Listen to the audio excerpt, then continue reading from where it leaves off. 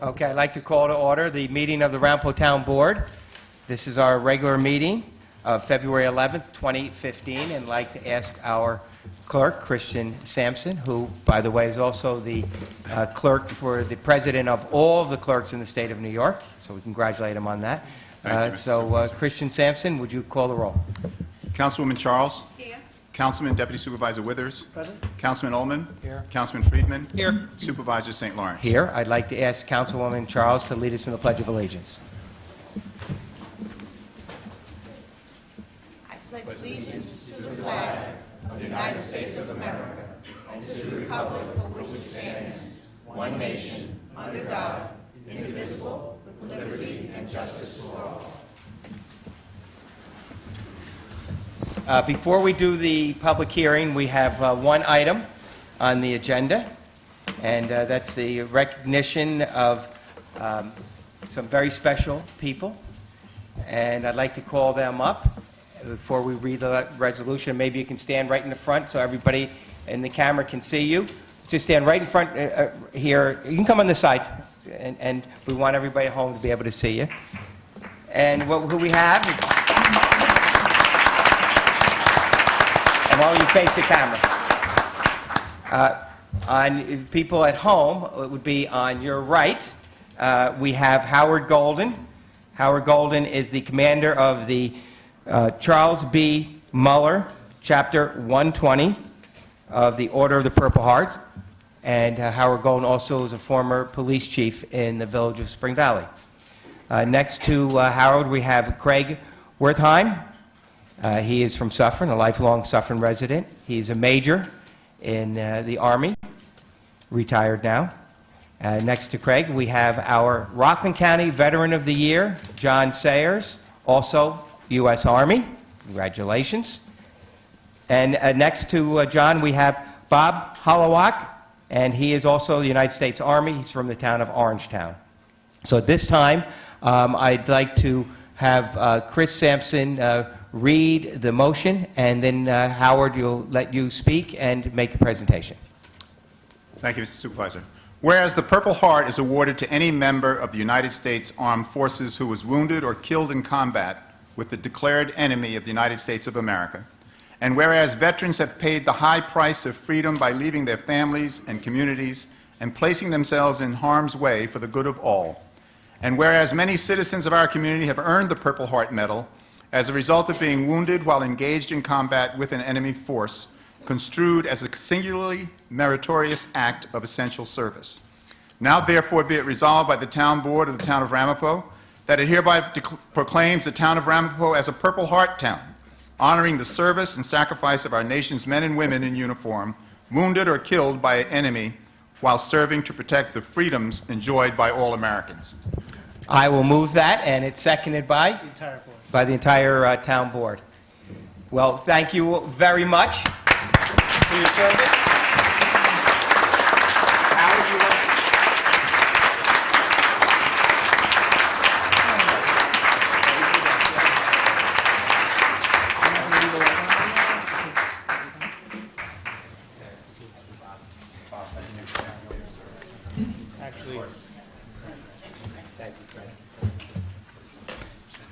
The Purple Heart is the United States' oldest military decoration.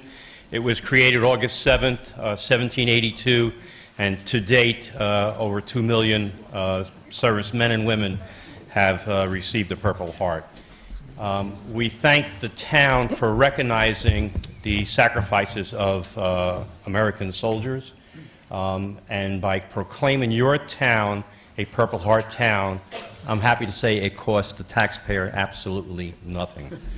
It costs the town absolutely nothing. But it costs your blood. It costs our blood. That's absolutely correct. And with that, because you did proclaim your town a Purple Heart town, we'd like to present the town with this plaque, and it says, the Military Order of the Purple Heart Special Recognition Award is bestowed with pride to the town of Ramapo, New York, for your dedication and support honoring America's combat wounded veterans, becoming a Purple Heart town, presented by the Patriot members of Chapter 120, Military Order of the Purple Heart.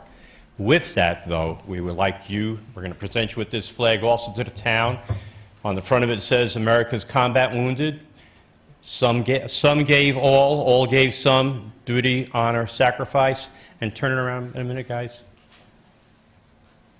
Same thing. So if you could fly that from your town flagpole, we would deeply appreciate it, and it shows that you have a Purple Heart town. Thank you very much, Howard. Yep. Howard, stay right here with me. We actually are going to fly this here at Town Hall. We're going to fly it at the St. Lawrence Community Health and Sports Center. We're going to fly it at the golf course, and we're going to fly it also at the stadium. I think that was a plug to try to get a couple of more flags out of us. 4. I saw one. I could name some other locations if I was going easy on you, Howard. Okay. You know, town supervisor here from Clarkstown's here also. We got to. He wants his. He put his order for 4 in as well. Okay. Okay. This plaque we're going to hang right over here, and I just wanted to tell people what that is on the wall there. That is a picture of Vietnam and the air vacs coming in and taking away a soldier. Originally, we had there the original painting, and it was given to us as a loan. And I refused to give it back, I think I remember. Yes, and, I had to come and seize it. We had the artist here, we interviewed the artist, and he actually made it out of sand and had the actual sand from Vietnam. And what we decided, you then decided you'll take back the original, and you gave us that reproduction along with the other plaque. So we'll hang that there proudly. I do want people to know that you told a story that day. I told a lot of stories that day. Which one you want to talk about? Well, I don't know if I can talk about it, but I do remember you said that Howard has been going back to Vietnam, and they've been building hospitals and all through Asia, schools, and actually one hospital, I think, where you work on, or all schools. We brought an ambulance with us. And you brought the ambulance, and you've been building schools. And they were in a bar one night, and in Vietnam, and they were having a few cocktails, and there were some soda. They were having some soda, and there were some Viet Cong there having sodas. As the night goes on, and you know you have sodas, you talk, and things go on, and these people started swapping wounds, I think, as you said. Do you want to tell the story so I don't get you in trouble? We went back on a journey to Vietnam to see the country we left a long time ago. A lot of us left baggage in Vietnam, and so it was a journey. It was truly a journey going back. It was a totally unplanned event. It was right outside of a place called My Lai when we were having lunch, not evening cocktails, and there was a group of Vietnamese people there, and they asked could they come over and sit with us. And it was in March of 2005, and they were celebrating the 30th anniversary of throwing us out of Vietnam. And they wanted to sit across from us and talk about war and peace. And so we were comparing war stories and gunshot wounds, and it was a journey. It was a 2.5-hour talk of war and peace. And brings with it, as I remember you saying, some closure. And some healing as well. It definitely brought some closure, some healing. And the person who painted that photograph, that picture right there, which hangs in the New City VA clinic, was a combat medic. And that day he took sand from that beach and he incorporated it in the bottom of that painting. And that's why that painting hangs in New City. And the moral of the story is that if you allow yourself to carry this baggage for the rest of your life, it's going to eat you up. And so he allowed himself, Bernie, to release all that poison through his art, and that was the purpose of our journey. So, well, Howard, I want to thank you and Mr. Wertheim and Mr. Sayers and Mr. Holowak for being here tonight, and we will fly this proudly, and we're proud of you for your service both in the service and also your service here in the town of Ramapo as the chief of Spring Valley Police for so many years. Thank you very much. Thank you. Thank you. Thank you for the town.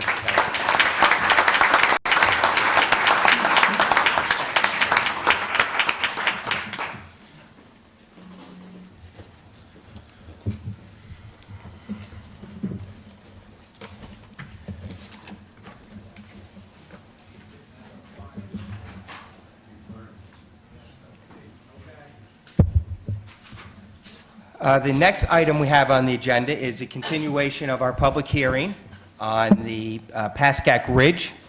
I think this is our third public hearing on this project.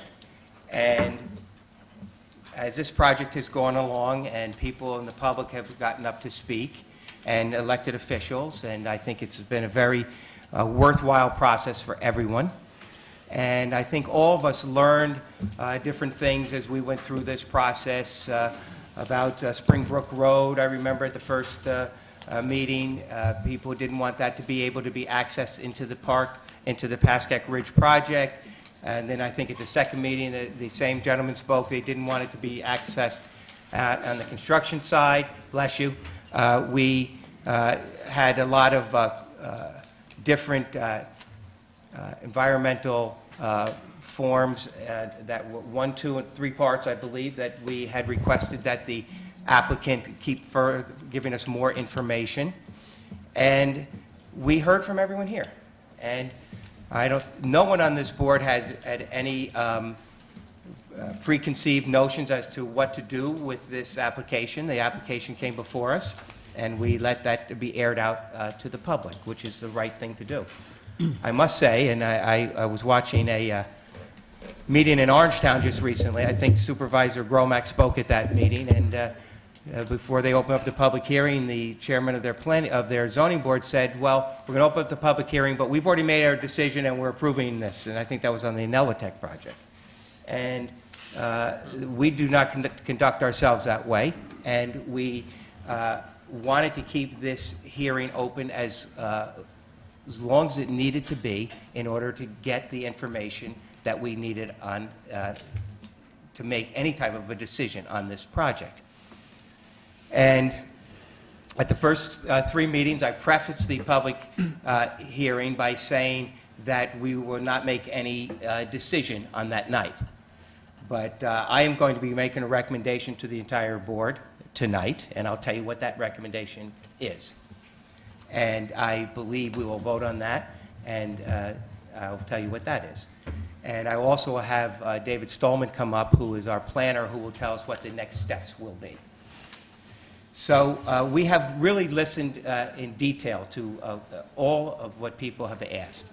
And it's become, I think, more obvious to me and to members of the board that we have a lot more questions about this project, and a lot more questions about what impact it will have on the community, on all communities, not just people that live in the town, but people that have come to speak from hamlets in Clarkstown, and the elected officials, who I must say have all been very respectful in all of their comments, as well as I think the public has been very respectful.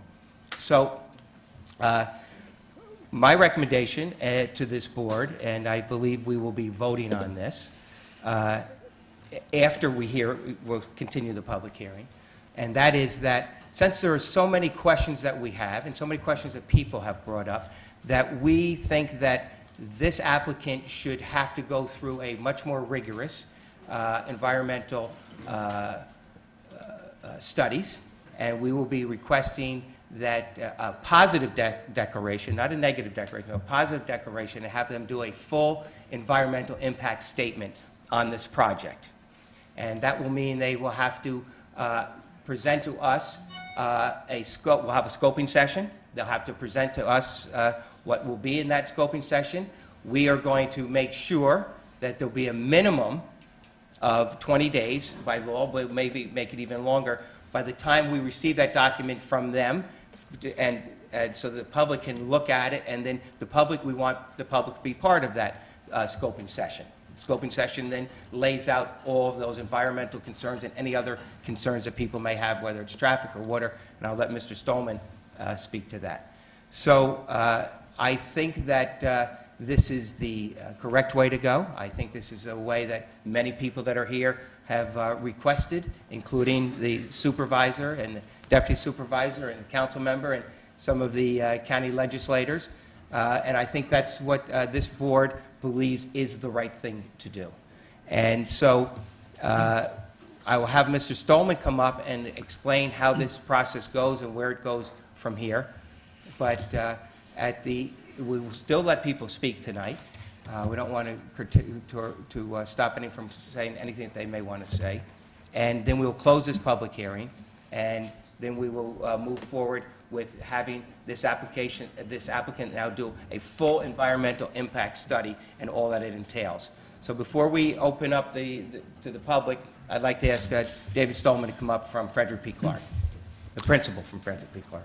Mr. Supervisor, before Mr. Stolman addresses us, we've, at the prior 3 nights of public hearings, introduced 26 different exhibits for purposes of the hearing.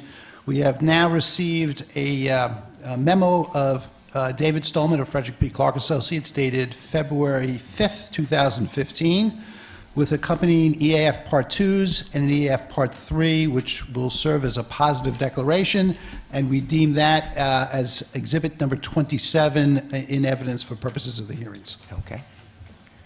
Mr. Stolman. Thank you. I don't mean to be redundant because you just did a really good job of explaining what the next steps will be, but why don't I go through them again? Sure. Once the town board adopts a positive declaration, which is a finding that there may be significant adverse impact upon the environment, it's a fairly low threshold, not that there will be, but that there may be significant adverse environmental impact upon the environment. The obligation is with the applicant to prepare a draft scope for the draft environmental impact statement. That draft scope gets massaged some, and then, as you mentioned before, a public scoping session is scheduled and held, and we go over this massaged draft scope for the draft environmental impact statement. Once the scoping session is over and people have given their input orally or in writing, it's the obligation of the lead agency, the town board, to prepare a final scope which goes to the applicant and to the other involved agencies.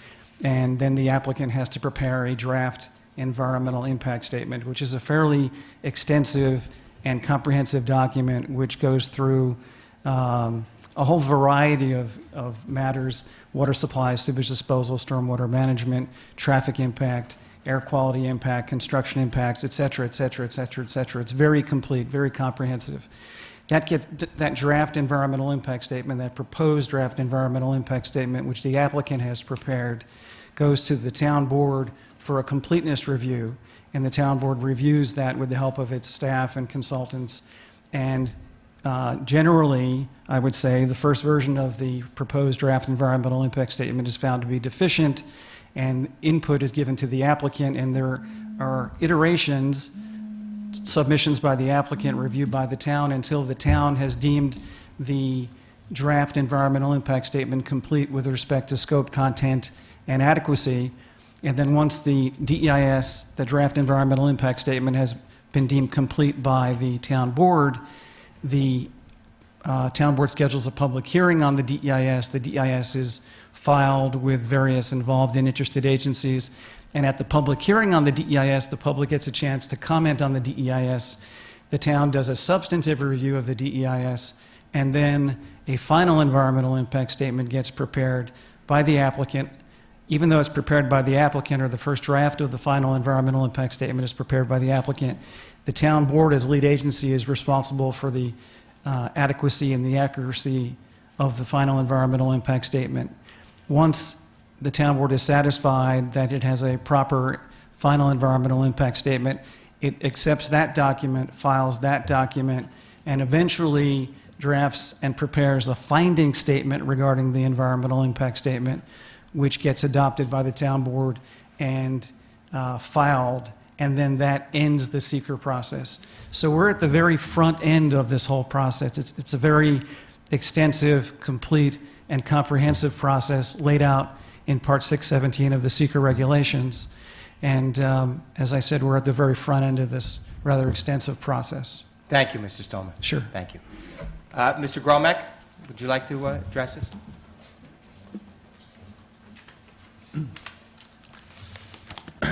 Well, thank you, Mr. Supervisor and honorable members of the town board. First, let me commend the town of Ramapo for becoming a Purple Heart town, and I spoke to Howard outside, and Clarkstown will certainly ask them if they can come to our March town board meeting, because we'd like to fly several flags like you do, so we look forward to doing that and following your lead. I also want to thank the town board for the courtesies that you've extended myself, and I know other town board members and our planner over these months, and understand that you certainly took our remarks and in defense of our town and the concerns that we raised, so we certainly want to thank you all for that respect. But formally, I'd just like to say that my name is Alex Gromack, Supervisor of the Town of Clarkstown. And again, I'd like to thank the board once again for their kindness in letting us appear and allowing us to comment on the two applications that you have before you this evening. I'm here tonight because the Town of Clarkstown is concerned about the density of the developments and their potential impact on Clarkstown town residents, their roads, and their natural resources. At the last two public hearings, we've urged the board to issue this positive declaration under SECR and to prepare an environmental impact statement so that the adverse environmental impacts can be fully explored and mitigated to the fullest extent possible. Preparing a full environmental impact statement is designed to be an open, interactive process between the town, the applicant, and the residents. The results should be a better, should better protect better protect the project and to mitigate to the fullest extent possible any adverse impacts. While I'm heartened to hear that you will be issuing a positive declaration and preparing an environmental impact statement, that in no way lessens the concerns that Clarkstown residents have and we as elected officials about the proposed amendment and zone change. The proposed high-density housing is out of character for the area and has the potential to generate additional traffic through local residential streets, negatively affecting the Pascack Brook, exacerbating flood issues in the area, and the impact of our school districts. While we had hoped that these concerns would have been convincing to deny the petition outright, requiring the preparation of the environmental impact statement will afford the town and your residents and our residents the opportunity to raise all of the issues, and I'm sure many more during the process. Please be assured that the town of Clarkstown looks forward to being cooperative and assistive as you go through this process. Thank you. Thank you, Alex. Shirley, did you want to speak? And then we'll go right the front row here, and then we'll go to you guys.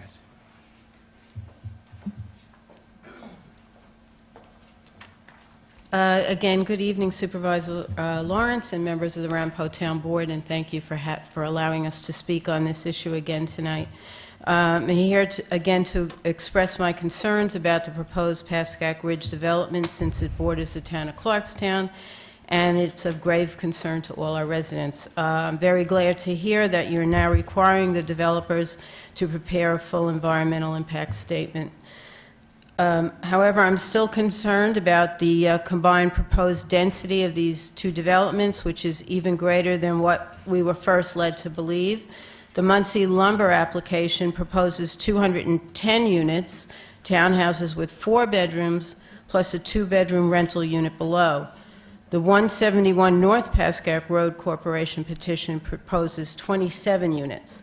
So the combined number of units of the two proposals is equal to just shy of 250 units on 22 acres. However, if you look at the proposed comprehensive plan amendment, the total allowable units could reach almost 300 on 28.5 acres. As stated at the last public hearing, the CEQA regulations state an action that could result in over 250 units in a town of this size is presumed to be a type 1 action which requires the preparation of environmental impact statement, which you're now going to do, and even your own planning consultant conceded that. I'd like to point out a couple of other things. Each of the applicants submitted a short form environmental assessment form with their petitions. I'd just like to read some of their responses to Part 1 of the form. Both applicants state that the proposed action is a permitted use under current zoning regulations and is consistent with the town's comprehensive plan, and that is incorrect. The developments aren't consistent with the town's zoning regulations, and that's why they're seeking a zone change.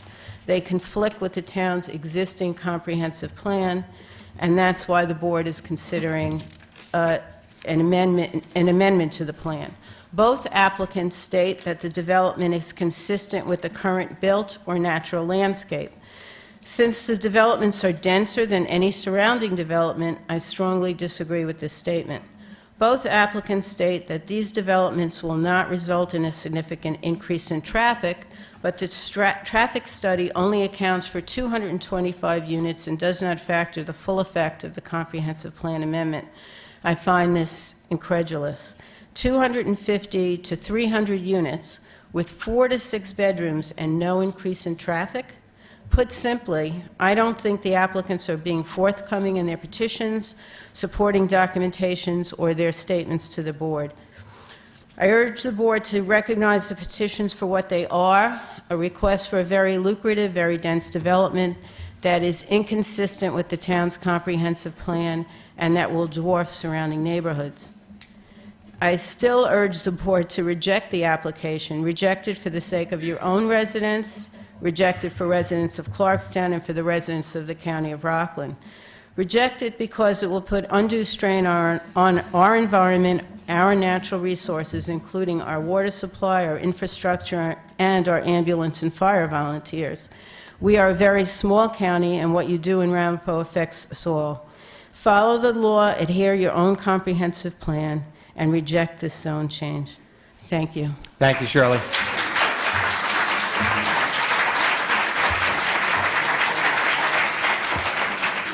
I just want to clarify, because this came out at the last hearing, there are no 6-bedroom units. The maximum was 4-bedroom. There are 105 4-bedrooms and then 105 2-bedrooms. There are no 4 and 6, just to be clear on that. Annie, and then George, and then Lon. Go ahead. Good evening. Just state your name for the record, please. Ramapo Supervisor St. Lawrence, dear council members. I'm Annie Paul, Rockland County Legislator, District 14. For the past few months, I have been meeting with the town of Clarkstown, town of Ramapo, and county officials, as well as very concerned citizens living within this area that would be affected by the proposed Pascack Ridge project. I have sent a letter to Supervisor Gromack, which enumerates the many concerns that have been raised, and which I share and will present a copy to the Ramapo Town Board this evening. I have concerns regarding this site, the population density, and the impact it will have on this area, overdevelopment, environmental issues, water pollution, water flooding, and waste management, and quality of life. We have to make sure to preserve the quality and character of Rockland neighborhood. This proposed zoning change is an inappropriate development. In early November, I had the opportunity to tour the Pascack Brook area and visit with residents that live within that flood, that area. One resident, Margaret Comer, I don't know whether she's here today, told me she once had 7 feet of water in her house in the past and was understandably concerned about more development in an environmentally fragile location. I agree with the County of Rockland Planning Department, which disapproved the project in their general municipal review. Each town must look at the intent of their comprehensive plan and its intended purpose to provide a sustainable future for their community prior to considering unalterable changes. A well-thought-out comprehensive plan takes into consideration environmentally sensitive areas like Pascack Ridge so that they may be protected. Overdevelopment will not protect this area for our future generations. As you know, my legislative district encompasses the Pascack Brook area in question and would affect the residents within this area that reside in both the town of Ramapo and town of Clarkstown. As both a Rockland County legislator, speaking on behalf of my constituents in the town of Clarkstown and Ramapo, and as a concerned resident, I am opposing to this zoning change of the Pascack Ridge project. Thank you. Thank you, Ms. Paul. Frank? Mr. Borelli? Councilman Borelli.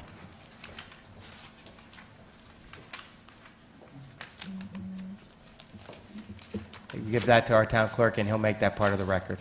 Thank you.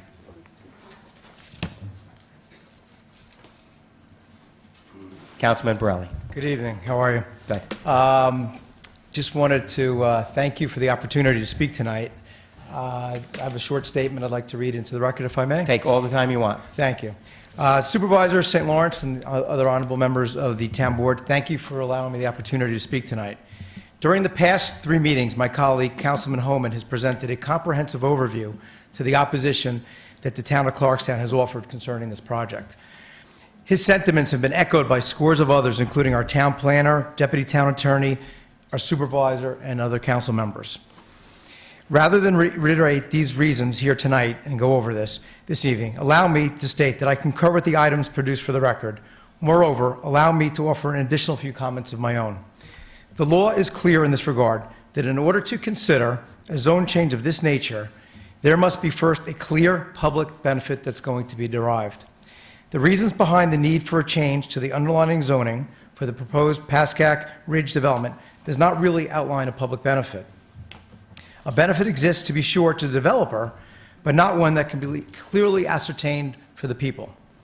More importantly, this really requires, as my colleagues have already offered, a thorough environmental review, a full update of a comprehensive plan, which I believe is the most important, before you can move forward. I urge you to reject this proposal and undertake a full update of the comprehensive plan before you go any further, and to identify the areas in Ramapo that are appropriate for multifamily housing.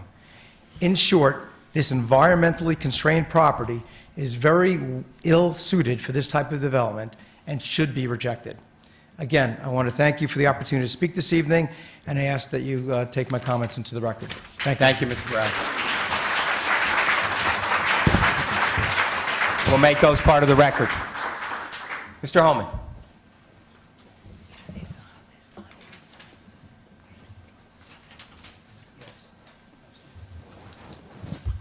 Good evening, Supervisor St. Lawrence and honorable members of the town board, and thank you again for allowing me to speak. For the record, my name is George Homan. I reside at 5 Lakeshore Drive in Nanuet, and I'm also a councilman in the town of Clarkstown.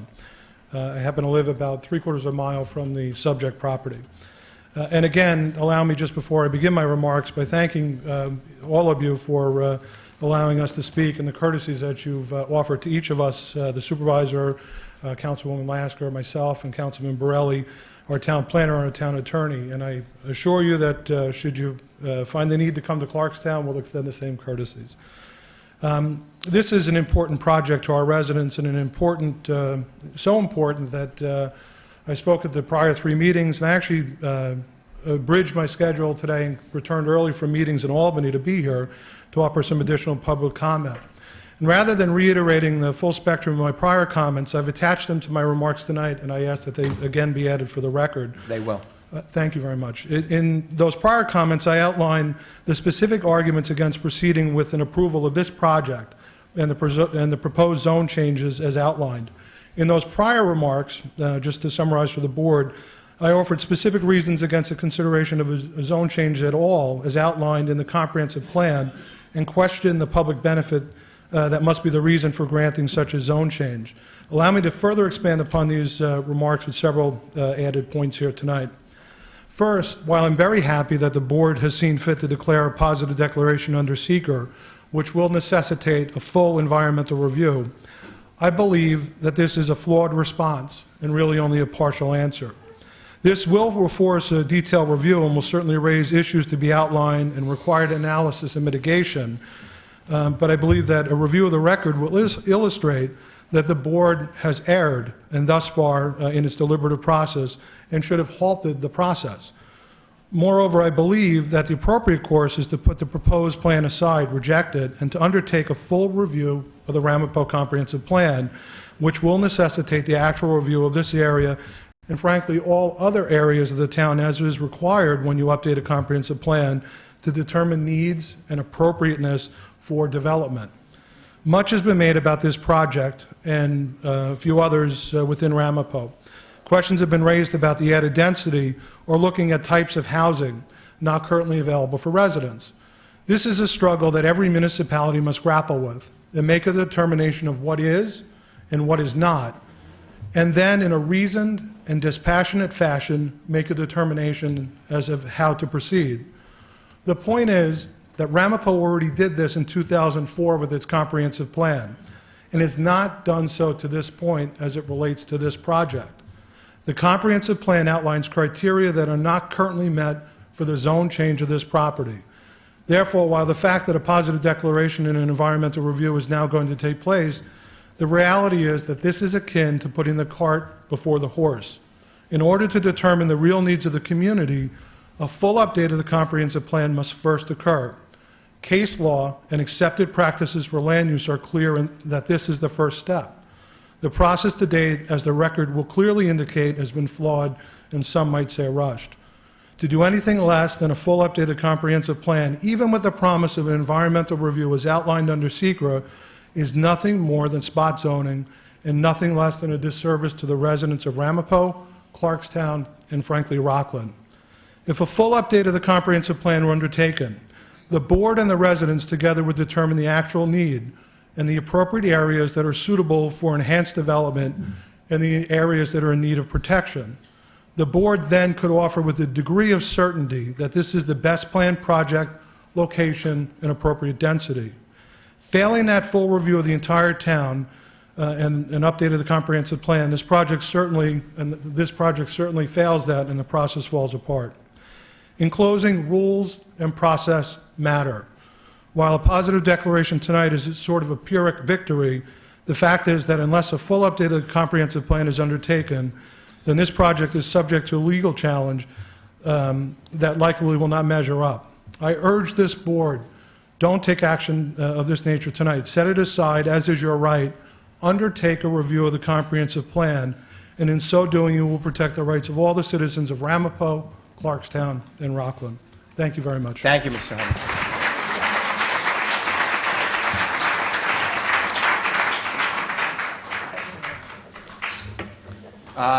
Lon, Lon Hofstein want to speak?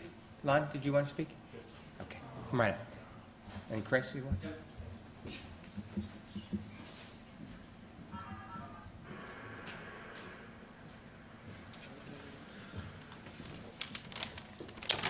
Thank you, Supervisor St. Lawrence, members of the Town Board. My name is Lon Hofstein. I'm a Rockland County legislator representing District 5.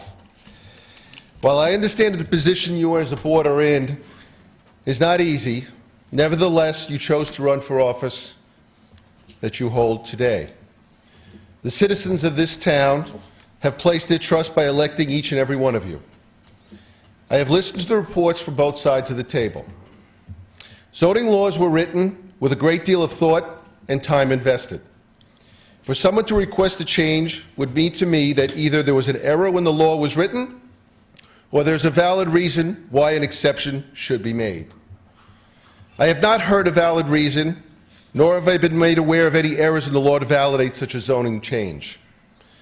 The law in its current state would not permit Pascack Ridge Development Project to proceed, nor does it benefit the citizens of Ramapo or Clarkstown for this development to move forward. It is my position that this project is adverse to the interests of these great communities. As such, I strongly believe we owe it to the citizens of Ramapo and Clarkstown to do what we were elected to do, take a strong and decisive stand against the Pascack Ridge development. It was once said, an error doesn't become a mistake until you refuse to correct it. To consider this project as an error, to let it move forward is a mistake. Thank you. Thank you.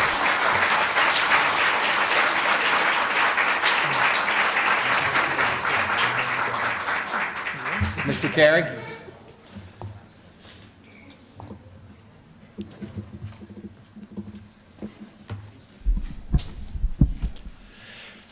Thank you. For the record, my name is Christopher Carey. I live in Bardonia. I'm the Rockland County legislator for District Number 9. First, I'd like to thank the Supervisor St. Lawrence and the Town Board for again letting me speak tonight regarding this very important project. First, I'd like to thank the Town Board for taking a very very important first step on this project by issuing a positive declaration on seeker. I believe that the land proposed for this project does indeed need to have an impact study performed. I'm not going to go back over the ground I covered last time I was here, so I do commend you for that step. But it is just a first step. In my opinion, it doesn't address the issue of changing the town's comprehensive plan. It doesn't show that there is a community benefit provided by this project. It also doesn't show that the town has looked at other locations in the town better suited for this project. As I mentioned last time I was here, both the town of Clarkstown and the county of Rockland are opposed to this project as currently proposed. I strongly urge the town of Ramapo to not revise the approved 2004 comprehensive plan for this project. Ramapo is not an island. Decisions made here impact the surrounding towns and villages. Thank you for your time. Thank you, Mr. Carey.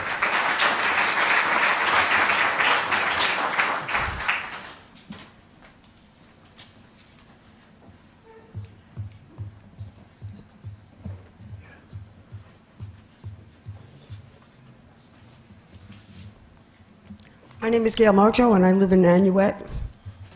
Thank you, the board, and thank you for my town council and my supervisor for going out of their way, and all the legislators for coming to support us. Chris, when you became an elected official, you became an elected official for everybody, not somebody or some people or for yourself. I think it's time you take a look at the whole picture, not half the picture. Our firemen, our ambulance people are stressed as it is. To build this community in that area and change the whole appearance of that neighborhood is not thoughtful at all. You're thinking of yourself and just some of the people. Many times, this project has been said that it's wonderful. It's not wonderful. 70% of that is on wetlands. I unfortunately happen to be one of the ones that got 4 feet of water in my basement when they started with Forest Brook. What does that mean? What's going to happen when you start digging over there? You're going to change the whole entire look of the complete neighborhood. That whole area is not big enough for multifamilies. It's only big enough for what's there now, and that's even hard. Because I live on a street that sometimes it takes me 10 minutes to get out of my block. And I live right near Smith Road. So if you add to all these 250 units, we're in big trouble. And it doesn't impact where you live, it impacts where we live. Start to look at the whole picture, because you've got a lot of people that are angry. Thank you. Yeah, and then you're next, sir.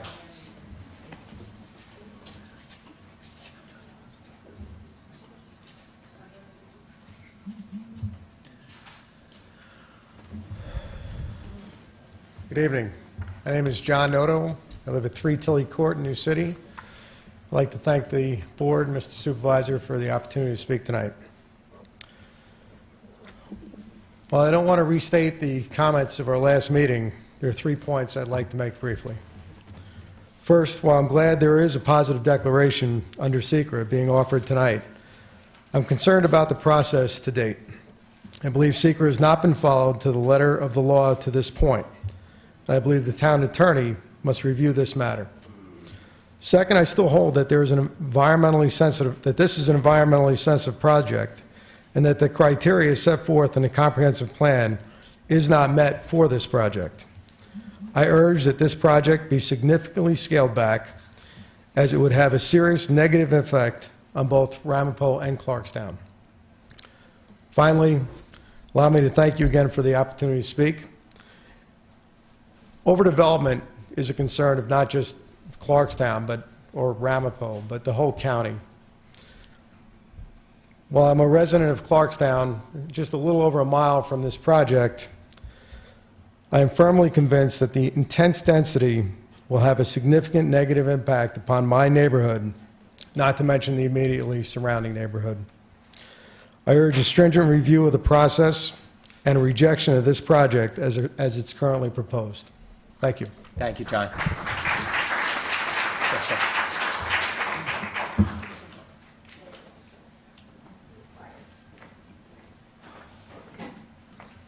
Lieutenant Justin Schwartz, Spring Valley Fire Department, member of the Rockland County Illegal Housing Task Force. I want to also thank you for at least we have the opportunity to speak and voice. It's in total amazement that your planner thinks it may have an impact. It also amazes me for the many hearings and public hearings that I've come to, there is no major impact to traffic.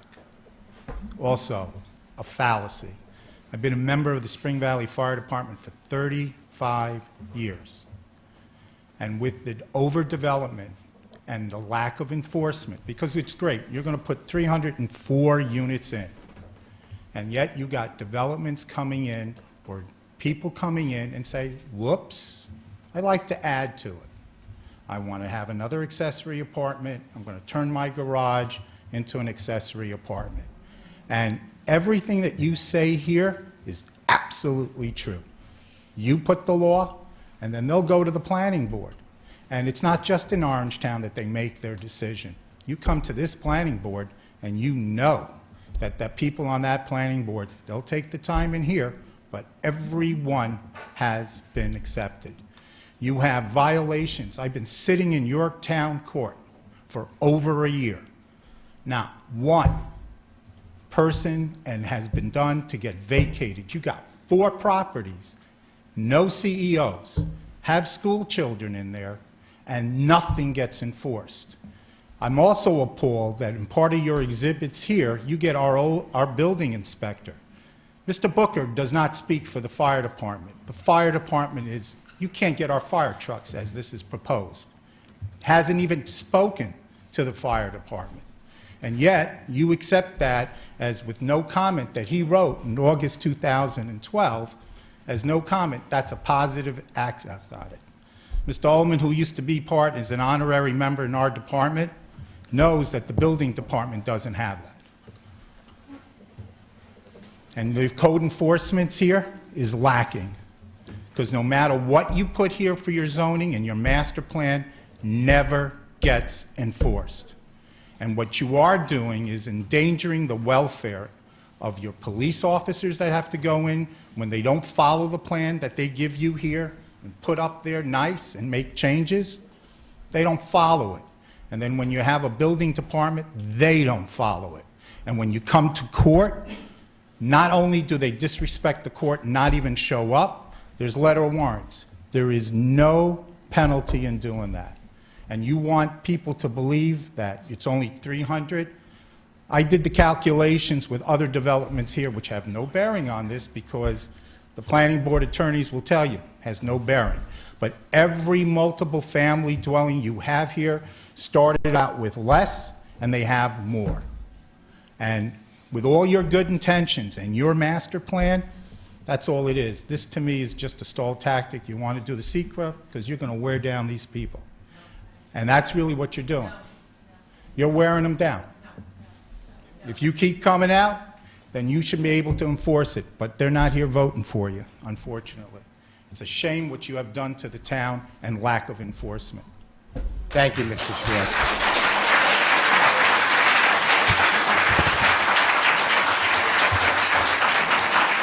Come on up.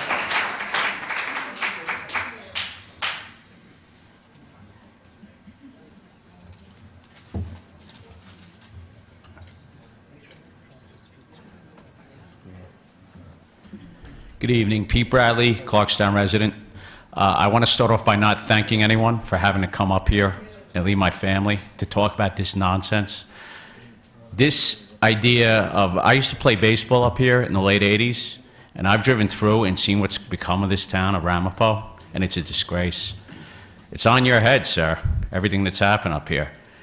This tonight should be taken off the table altogether. Forget about an environmental review. It's not right. The people of Clarkstown don't want it, and I know the people of Ramapo don't want it. I've been up to several town board meetings. I've seen what goes on. And I'm telling you, please take it off. No, that's what it should be. Follow the law and just have the houses built the way they're supposed to. Thank you. Thank you, Mr. Bradley.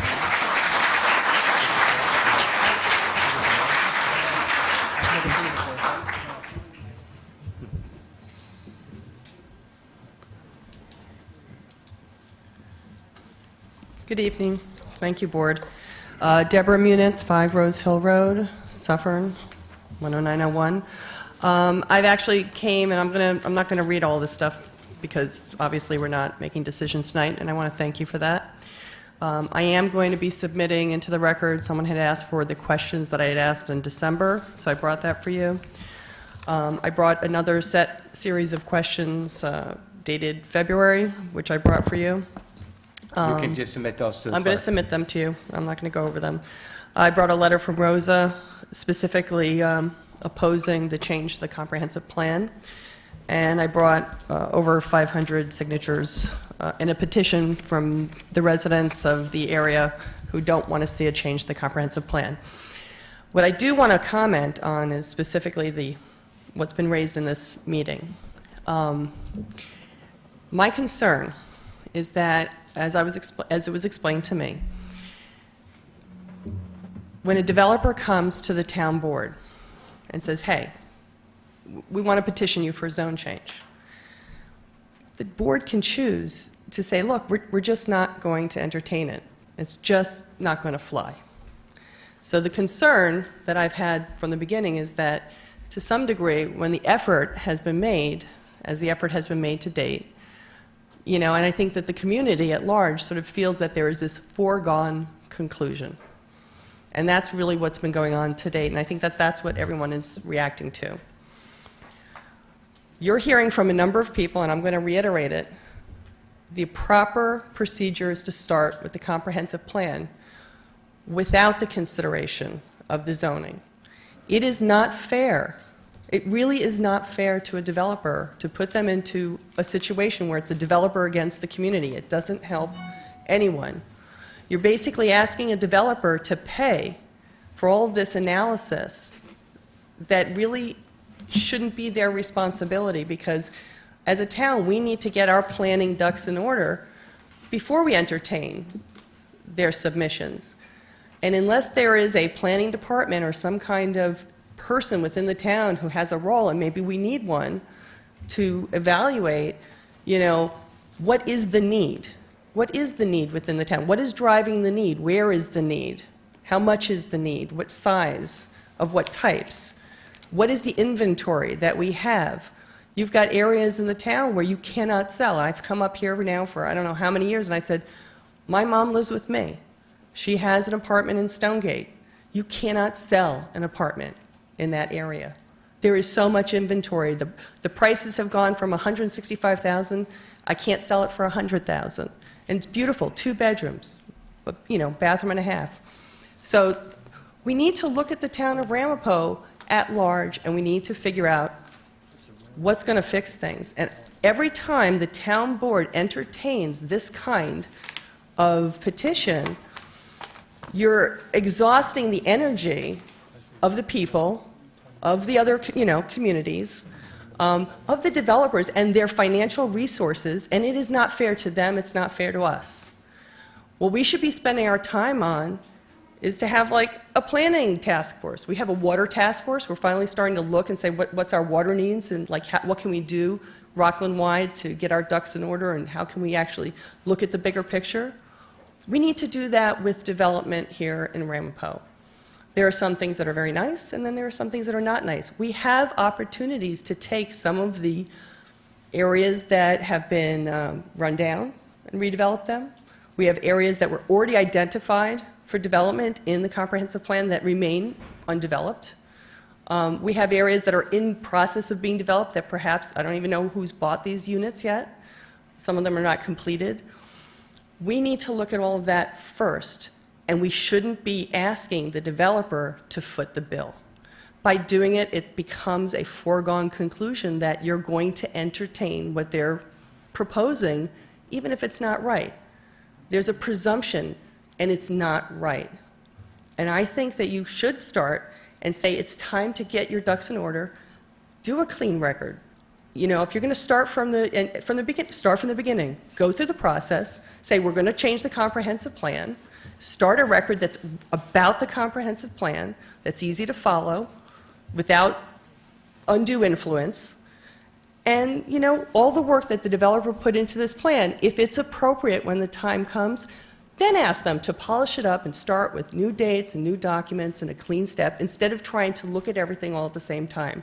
It makes for a bad record, it makes for bad decision making, and it just doesn't look right, and it doesn't demonstrate any leadership. And the truth is, I happen to have a real belief that a lot of my friends, it's like, flight. They call it the Ramapo flight. Everyone, I have a son in college, one in the middle school, and one in high school.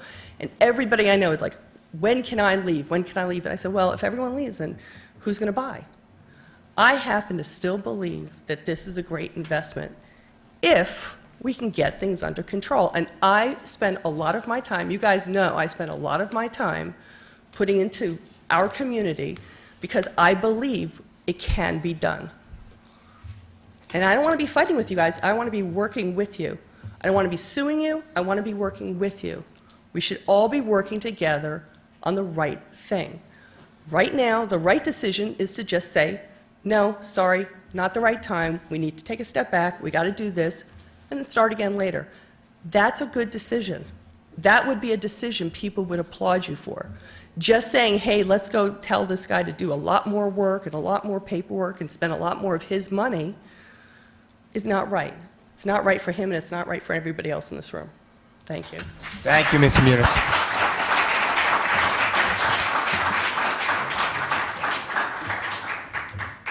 Is there anyone else who would like to speak? Come right up, Robert.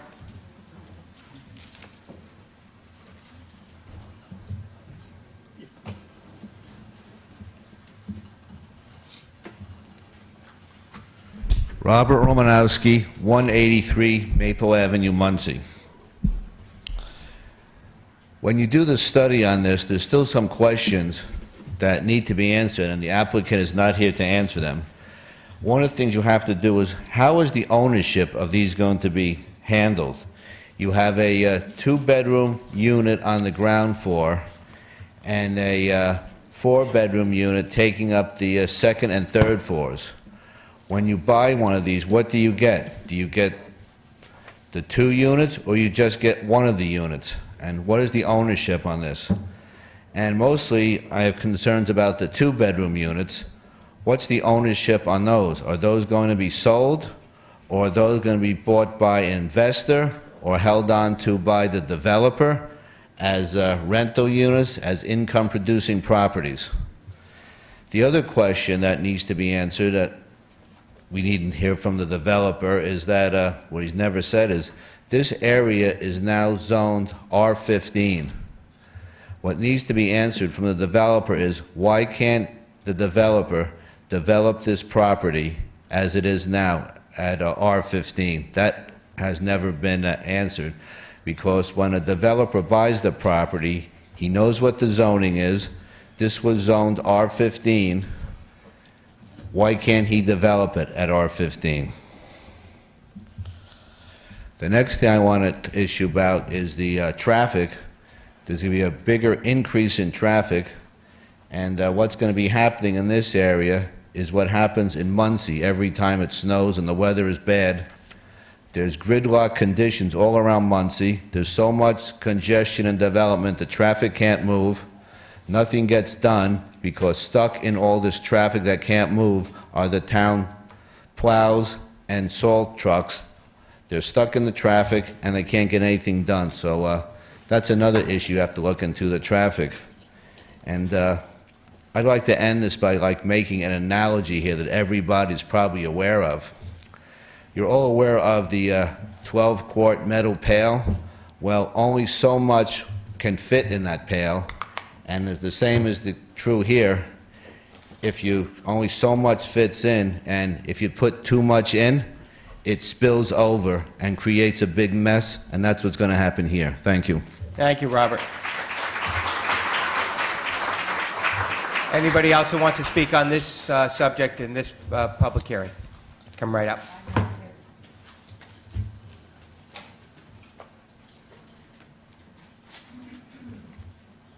My name is Marcia Greenberg. I'm at 7 Ruston Lane. And I thank you for the opportunity to speak once again. Absolutely. I have been sitting here. I'm kind of new to this formality of what goes on for development. even though I do have some knowledge of construction. The C-Corp process, which I've been hearing about from day one, I'm glad to hear it's finally going to happen. I do have questions about that. How long does this take? Does this mean we're going to come back here next year and still not have any cut decision of what's going to happen with this development? Do the developers, are they the one that pay for this special people to do this environment impact study? We sat here and listened to their traffic experts say there's not going to be any change to our traffic patterns in this area. The size of the developments, we're going to certainly have many more school buses coming into the area, whether they go to the public schools or private schools. This alone is going to change the traffic patterns. We've been talking all night about Pascack Ridge. There is also another development at 171 Corporation. We have never had a building in that area that is 3 stories high. This issues concerns to me, one, about the size of the garage the gentleman talked about last week, the last month, that his square footage is going to be 1,050. I don't think anybody here has a garage of 1,050 square feet. That is certainly enough to handle 2 cars plus 2 bedrooms downstairs. The 3-story buildings are a major concern for me about the fire departments and the water pressures to fight a fire if one does occur in these buildings. I mean, 3 stories is much larger than anything in that entire area. Why can't we do this in the R15 zone? Because we know that half of that area is not, half of that acreage is not going to be developed anyways. Why do we have to do such a large, high density in the part of the properties that are developable? I do have many concerns that keep coming up. I really want to know who is going to pay for this environment impact study. Is it going to be their experts coming back and telling us, oh, everything's going to be just hunky-dory? Thank you. Thank you, Marcia. Anyone else who wants to speak on the Pascack Ridge? Motion to close the public hearing by Councilwoman Charles, seconded by Deputy Supervisor Withers. All those in favor say aye.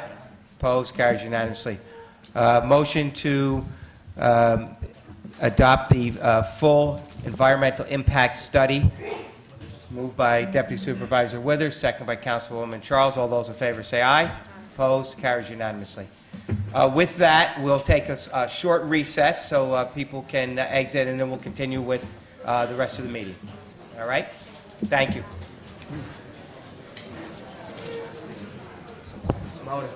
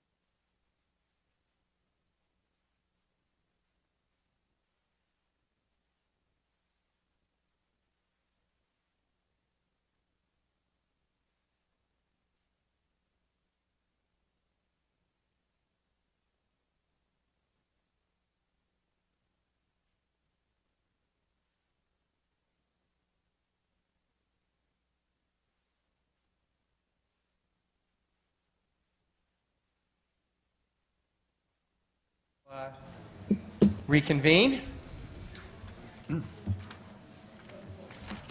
Want to welcome everyone back, and I'm going to introduce Ted Zarenko from our Director of Department of Public Works, and he's going to, we're going to open up this public hearing. This is on the consolidation of these fire districts. There are, I think, 5 public hearings. We'll open them all up simultaneously. We'll vote on them individually, and this is to work that was done with the town of Ramapo, with the county, and with the emergency services in Rockland. But I'll let you, the hearing's open. Michael, has all the publications been? Yes, just by way of background, there are 5 public hearings scheduled tonight, each at a slightly different time. 2 are for extensions of existing districts 1 and 2, and the other are for the establishment of 3 new districts, numbers 3, 4, and 5. Those are the only ones that are affected.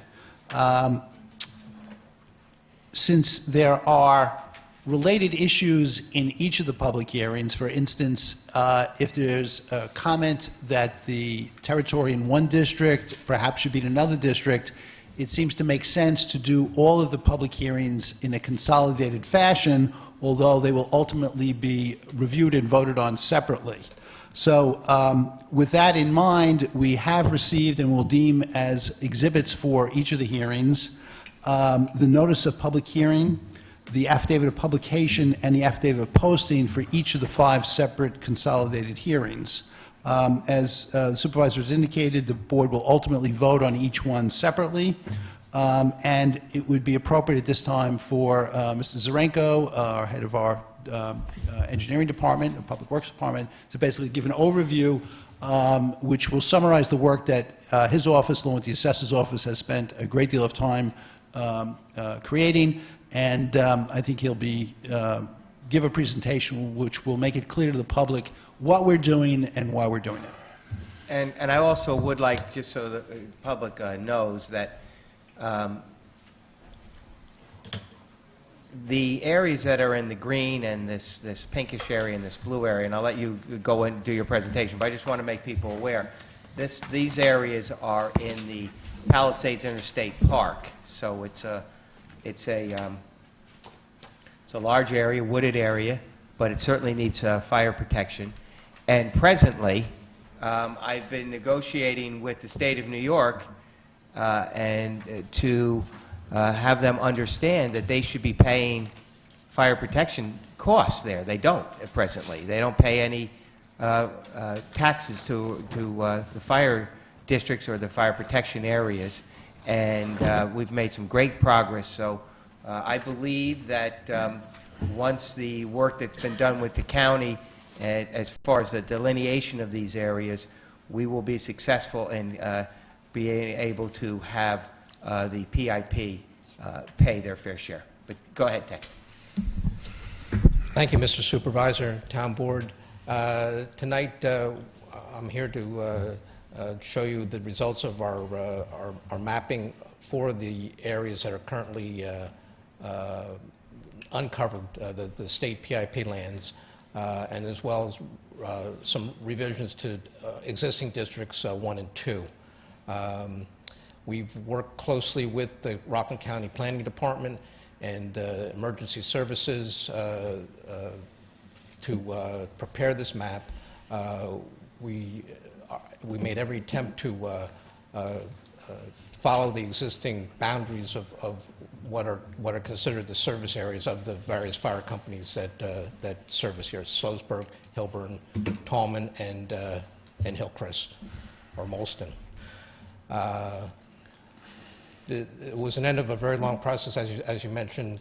The state lands, the PIP, are not currently in any district, and the idea is to get them in these districts.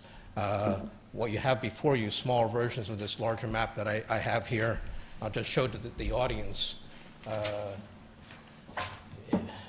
Currently, just to orient everyone, you all know where you live, but this is the village of Suffern, the village of Hilburn. I see there's a very good turnout from the village tonight, and I thank you for coming. There's the village of Slowsburg. The Fire Protection District number 1 from Ramapo is this darker blue here. This is Fire Protection District number 2 in this corner. It's this maroon color. And the proposed new districts, district number, again, stanchions of each one of blow up. There's number 1, as we just mentioned, number 2 here. Number 3 is this larger one in reddish color. Here's the existing Johnsontown Road Fire Protection District. There are no changes proposed to that. Number 4 is this area in green. And the last one, number 5, will be the light blue here. When we met with the County Planning Department and Emergency Services, they had prepared a map after meeting with all the fire companies in the area to see what the service areas are. We were tasked with identifying the portions of the lots that mostly fit that area. Some of these lots are rather big. We did not, we couldn't do a meets and bounds survey of this. It was just too extensive to get it onto the tax rolls. So what we did is took the individual lots and put them into the fire protection districts. The pipeline, which is a major boundary between where Sloatsburg and Helburn have their service areas, runs roughly through here. And it bisects the lot. The majority of the lot, though, is in this lower half, and that was included in this district. I'll turn back to the larger map.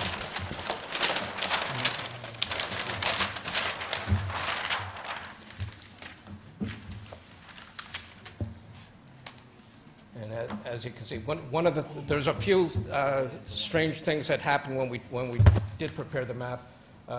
This one area here kind of looks like a straggler. It's actually part of a larger lot that was already included in Fire Protection District number 2. That's the transmission lines for the electric right here. A couple lots, you'll see a couple blank areas here that aren't shaded in any color. They're not existing tax lots. It's the throughway, it's areas along the Route 17 that just are not part of a tax lot, and there's no way to put them in that district at this point.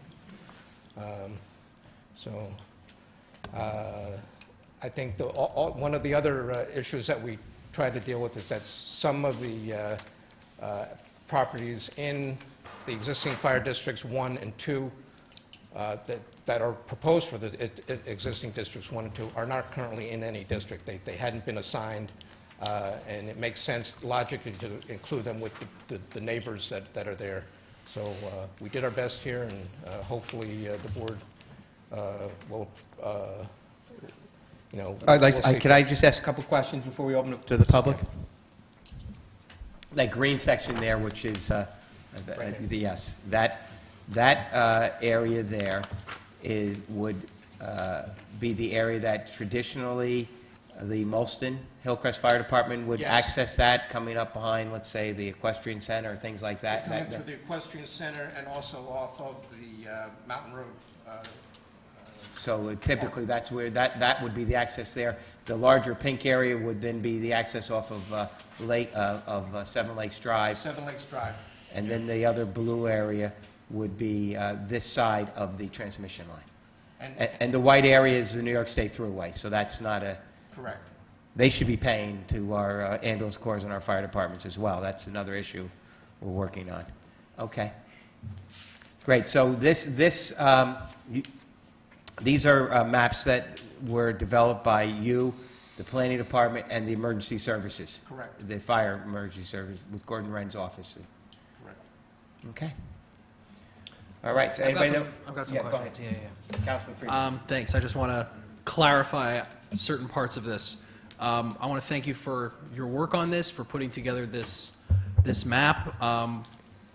We have 5 different questions before us. The extension of 2 fire protection districts, and then the establishment of 3 new ones.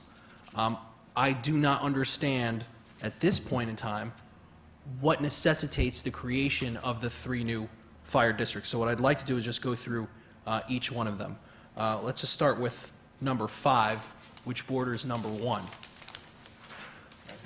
What fire department would provide coverage to that area? It's anticipated this is Hilburn. Hilburn would provide fire coverage. And what agreements are there with the Hilburn Fire Department to cover that area right now?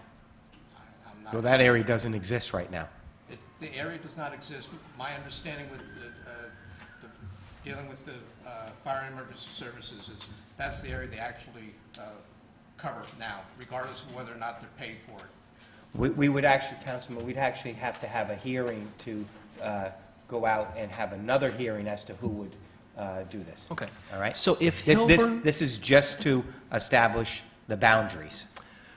Right, but if Hilburn, and it would make sense for that area to be covered by Hilburn, if Hilburn is going to be covering that area, why are we not just incorporating that area into the existing Fire Protection District 1 and extend it even farther north, rather than create a new governmental entity entirely?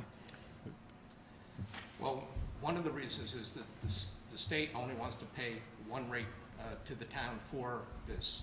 The people that are in the existing district are paying it. I don't know. I'm not sure how the rates are assessed through the assessor's office, but or excuse me, What's the rate that they want to pay? I don't know that. Do we know it all?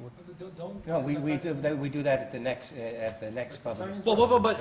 But you said we already know that they only want to pay a rate, so we don't know what the rate is? No, he's saying that they only want to pay for the area that is the state park. They're not going to pay for the area that is outside the state park, and that's why the emergency services put these districts on the state park into what they thought would be the logical areas to be covered for service. But that area could be covered, they could pay taxes for it, just like everybody They're going else. to. That's what we're hoping that they're going to. In Fire Protection District 1. So why wouldn't they just be incorporated No, into one because- and pay the same rate as all the regular residents? No, Why be- would we negotiate with taxpayers? If taxpayers come all the time who are upset about their high taxes, we don't negotiate individually with taxpayers. So why would we negotiate with the state? Well, it's not negotiating with the state. I'll tell you why. Because in Hilburn, the area that's the dark area there, not the light blue that we're talking about, in Hilburn, people are paying $30.44 per thousand of assessed value. Okay? In other words, if a house is assessed at, whatever it may be assessed at, you multiply that by $30. Typically, in all the other fire districts in the town, people are paying around $2. So the green area up there, which is Hillcrest, the tax rate in Hillcrest is, Molston Fire Department is $3.58 per thousand. So they pay a much different rate than what Hilburn their people are paying 10 times the amount for fire protection. I think you're talking about the Fire Protection District, not the Village of Hilburn itself. I'm talking about the fire protection districts that are on, these are Right. all, that's Right. fire protection. And so again, why wouldn't we ask the state? Because if we're going to charge the state taxes, then what that would do to the entire fire protection district, if we were to create it, if it were to all be one area, one fire protection district, and everyone pays the same rate, then the state would help alleviate the burden of the taxpayers of Hilburn and of Fire Protection District 1, and help with the budget of the Hilburn Fire Department, where instead now, by segregating them into a different district, they pay a rate of their choosing, which could be whatever it is that they want, while the people that you are talking about, who are Yeah. paying that $30, are going to continue to pay the $30, when The if we people- were to incorporate this into one district, they'd pay a lot less. The people in Hilburn don't pay $30. The people, no. You're the people in- the people in the Fire Protection District they're would pay 30 $30. So if the state was... Let me just finish for you first. The state says they don't have to pay, and the state law says they don't have to pay. Well, I have a great idea about that. And so we are, I have a we great have idea about met with the state, and we are spending $6,000 a month on a lobbyist to be in Albany and to fight for us. So why isn't the $6,000 a month lobbyist that I haven't seen in 2 years go to Albany, have a conversation, create a situation where they understand they're going to be paying their taxes, let him earn his money, let them earn their money, and let the taxpayers reap the benefits and the fire department reap the benefits? Well, that's exactly what we're doing with our lobbyists, and we've reached out, and we have... But that's not in here. In here, it's a different fire district with a different rate. So this is nothing, you're confusing many different things. Here we go. Well, you are. This is an initiative from the county that says they think that they need to delineate the fire companies that they believe that are presently covering these areas, and they don't have any fire protection areas there now. The county and the emergency services say that this should be a fire protection area. Right. And they've done it by parcels, and they've broken it out. And so this is an area that presently, if there were a fire in the woods there, Hillcrest would be responding to that. That's what the emergency services say. And I agree with that. And if this pink area here, emergency services says that's where Sloatsburg would respond. And in this blue area here, that's where they said that's where Hilburn would respond. But the state is under no obligation to pay anything. And we are trying to get the state to pay. And at the same time, the county was working on setting up these districts so that they exist. If there is a need and a necessity for these areas to be incorporated into a district, there is no need to create a new district. If they're going to be covered by a fire department that also covers the area of the contiguous fire protection district, which is fire protection district number 1.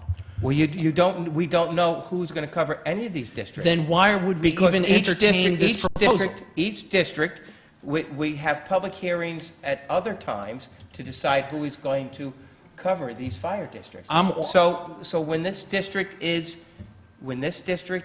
green district, is created, then we will have a public hearing on who is going to be doing that, covering that area. And we will then decide what areas will be covered by whom. Why wouldn't we first have conversations with the fire departments?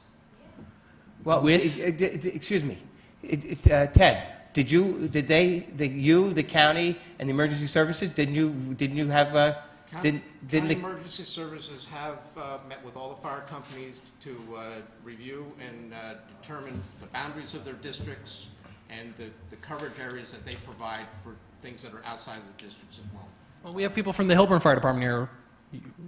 Were you there? Well, hold on. This is a public hearing, so people will be able to get up and speak. I understand, but I would just caution against having a vote right now, today, when there haven't even been the appropriate conversations taking place, before we create 3 new fire districts. When we talk about we're in an era where we need to be consolidating government, where every time the governor comes down, he talks about that we have over 100 governments in New York State. Fire protection districts are part of that.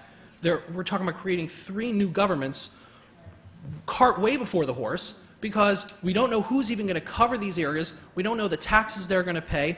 We don't have a single agreement, and clearly there hasn't even been conversations with the fire companies. We're not creating any of the governments here. It's a government. It's a government. It's a fire protection area. Which is a government, and no, it's under the auspices state of the town. We should not be giving Michael, the state. Is it a government? It's not a government. It's a governmental entity, according to Governor Cuomo. Fire protection this is part of the town's responsibility to have these. That's the definition of a fire protection district. But a fire protection district is considered a governmental entity. That's why we got $50,000 to pursue. A fire district is an entity, and it has people. So is a fire protection district. It is a governmental entity. That's okay. I mean, fire districts have commissioners, and it's a fire district, and that is a district. Fire protection areas do not have that. Fire protection districts are governed by a contract. Why would we now have 2 different contracts where we put the taxpayers and residents on the chart that you showed, where they're paying $30. Because this green chart here is presently being serviced by Hillcrest. Okay. If there's something that goes on in there, Hillcrest is going So to let's talk about the green part. There is a procedure. It's a little longer than having, a vote one night to create a new fire protection district, but there's a procedure where that area could be incorporated into the existing fire district. And it's something that they can do and that we can help with, rather than create, and I'm sure that the state would want to help with, just like they are working on the consolidation of the other fire protection districts in the town. There's no reason to create a new one. I'm not arguing that the green area shouldn't be covered by that fire district. What I'm saying is, why would we create a new district where we have to have a new contract and special agreements? If the firefighters over there are covering it, let them incorporate it into that district. And I don't think that they'd be opposed to it. It's a procedural issue. I'm not arguing against the necessity of having it as part of a district. Yeah. You understand? Presently, Hillcrest covers that green area. Hillcrest goes up and responds up there. There's a fire there, they will go up there and respond. The state is not paying anything for that service. That service is being borne by the Hillcrest Fire Department.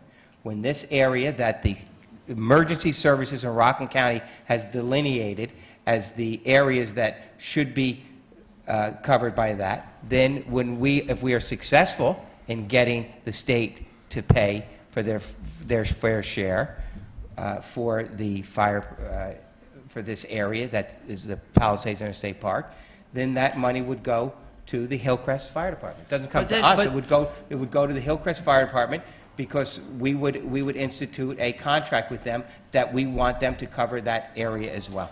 And I would define the fair share as being the same rate that the other taxpayers pay. So again, I think we're saying the same thing, but we have different ways of going about doing this. This could be part of a district. It doesn't have to be a brand new fire district. Well, fire protection district. typically in the town, people are paying around, I'll read it off, what people pay. That's... I know, I'm going to, you said that they should pay the same. Well, they don't pay the same. I'm talking about the state paying the same as the residents, is what I'm talking about. West Spring Valley pays $2.87. South Spring Valley, $7 per thousand. East Spring Valley, $5 per thousand. Tallman Fire Department, the residents that live in Tallman, that's my district, in Wesley Hills and Montebello, people pay $4 per thousand. Muncie Fire District, people pay $3. Spring Valley Fire District, people pay $2 per thousand. Molston, $3 per thousand. Park Crest, $2 per thousand. Johnsontown Road, $3. That's one of our fire protections, $3. In the Sloatsburg, it's $32, so it jumps up 10 times. And in Hilburn, it was $40. Now, under the new contract, the Sloatsburg comes down to $24.84, which is still in some cases 12 times higher than some of the others. And Hilburn comes down from $40 per thousand to $30 per thousand, which is an incredible amount per thousand. And so to give you an idea of how incredible, and the reason that we reviewed this, and while we brought it, we didn't bring Hilburn all the way down to $2 or $3 or $4. We kept them up at $30, because if you took it, one of the residents in this area said, why on my tax bill, where my total my bill for the town of Ramapo is $3,000, my bill to the county is $2,082, and my bill for the fire department is $11,124. That's what exists now.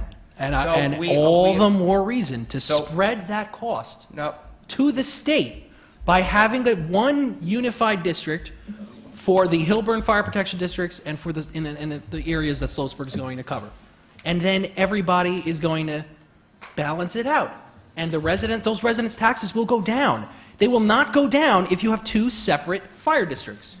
It's basic math. I mean, I don't understand. I'm not saying anything, Mr. Supervisor, Yes. one of the things that I learned, it was a pretty good learning experience. There's a difference between a fire district and a fire protection district. The fire district, as you mentioned before, are established. There's commissioners. Fire protection districts are run by the town. Ted, we're 2 years ahead of that. And the state will not pay for fire protection in a fire district, an existing district, but they will pay in a fire protection district. Which is why it's the Which is county why is setting it up Which this is way. why we need to do this. Okay. Which is why they need to be in fire protection districts. They don't Yes. have to be in separate districts and pay a different rate than everybody else, so that everybody else continues to pay those same high taxes that the supervisor referenced, and the state pays a rate that, obviously, there are people in this room who know what the rate that they're talking about is. They don't want to say it here. That's their prerogative. I don't know what to have a vote on this issue before we have conversations and agreements with the state, or an understanding at least with the state and with the fire departments, who are the ones who are going to risk their lives in these wooded and empty areas to go and respond to fires at 3 in the morning, and we don't know what we're going to be paying for that. We don't have a clue. Apparently, there's not even a formal understanding of any kind. I know who's going to be I know responding. what they're paying now. It's zero. And we've been fighting with the state, and we think that they should be paying, and that's what. So put them in Fire Protection District 1 and let them pay. They won't pay. They won't pay whatever district you put them in. So then why are we having any districts if they're not going to pay no matter what? You're contradicting. I don't understand. What you're saying different things. He said they're only going to pay in a fire protection district, No, I'm and not. you said No. they're not going to pay. This district here isn't in the Palisades Interstate Park. This area is in the Palisades Interstate Park. Why does it need its own district, though? I think Ted just explained to you that the state will not pay into a fire district. Yeah. We put them into different districts because We're this is talking about where 2 the, fire protection districts.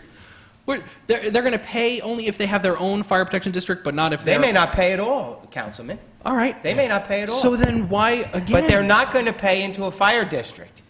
No one's talking about a fire district, though. No one's talking about a fire district. You want to talk about a fire district, then that's related to that green, which would be the district number 4. The districts 3 and 5, which, it's understood, looking at the map, they're going to be contracted with Sloatsburg and Hilburn. They could all be part of the same, at the very least, the Hilburn one. There's no we need don't for know that that. second Hilburn district. doesn't want to cover this area anymore. Oh, they do. Mr. Supervisor, it was... No, they sent me a letter, said they didn't want to cover that anymore. Oh, at that cost. Mr. Supervisor, it was my understanding in discussions with the assessor's office, who had contacts with the state, that they wanted their own parcels to be isolated from other developed parcels. That, I thought, was one of the primary motivations to create a separate district only consisting of parkland, and that That's what I if was one were to explaining. negotiate that the state was much more likely to agree to become a taxpayer if they were isolated and had their own properties separate from the others. At least that's my understanding in discussions with the assessor's office. Assess park value what it's worth. There's no way to assess it. They would have to pay a fixed rate rather than an assess rate. It's impossible to assess park rate. What zoning do you assess it at? What do you assess it at? Would have to be a fixed rate versus a assessed value on the dollar. I think we're going around in circles here, and I guess I could say the same things over and over. I don't really see a point. I think I've made it clear. I think, first of all, it's a terrible idea, according to everyone in the state, to be creating new governments at a time when we need to be shrinking it. To have negotiations with the state where they're going to be determining their own rate. Again, we're paying someone $6,000 a month. He has not been here for 2 years. Haven't seen him for $150,000 that we've paid. Haven't gotten anything. I would love to be able to see him earn his income. That is the issue, because if he's up there and we have somebody up there who can talk for the taxpayers of Hilburn and the areas and the firefighters and this board, who can negotiate. Have you sent him a letter concerning this? I've made many phone calls to him, and he doesn't respond. Ask him to do it. Well, that's what we are supposed to be talking about tonight to do. Tonight, then we'll do it tonight. But I agree, but then if we're doing that, then all I'm saying is having a vote to create these districts would be premature. Ted, this was created by who? My department made this map in consultation with the Rockland County Planning Department and the Rockland County Emergency Services. But not with the firefighters The Rockland County. and the fire departments. You've got firefighters here who are, you want to send firefighters up to an area to cover it with an agreement that has never even been discussed with them. That's ludicrous. Gordon Wren isn't answering fires over there. They go to that area already. Yes. Gordon Wren answers fires everywhere. That's ridiculous. Yeah. He's in the Hillcrest Fire Department. It's going to be a village decision anyway. Bottom line is whether the village votes to carry it or not. Like in Spring Valley, we as firefighters objected to certain things. The village voted for it anyway. I think we could absolutely move forward with a plan that makes sense, but we don't have a plan. I think it's clear that we don't have a plan. So. Okay. Anybody else in the public want to speak? Come right up. Let the mayor go first.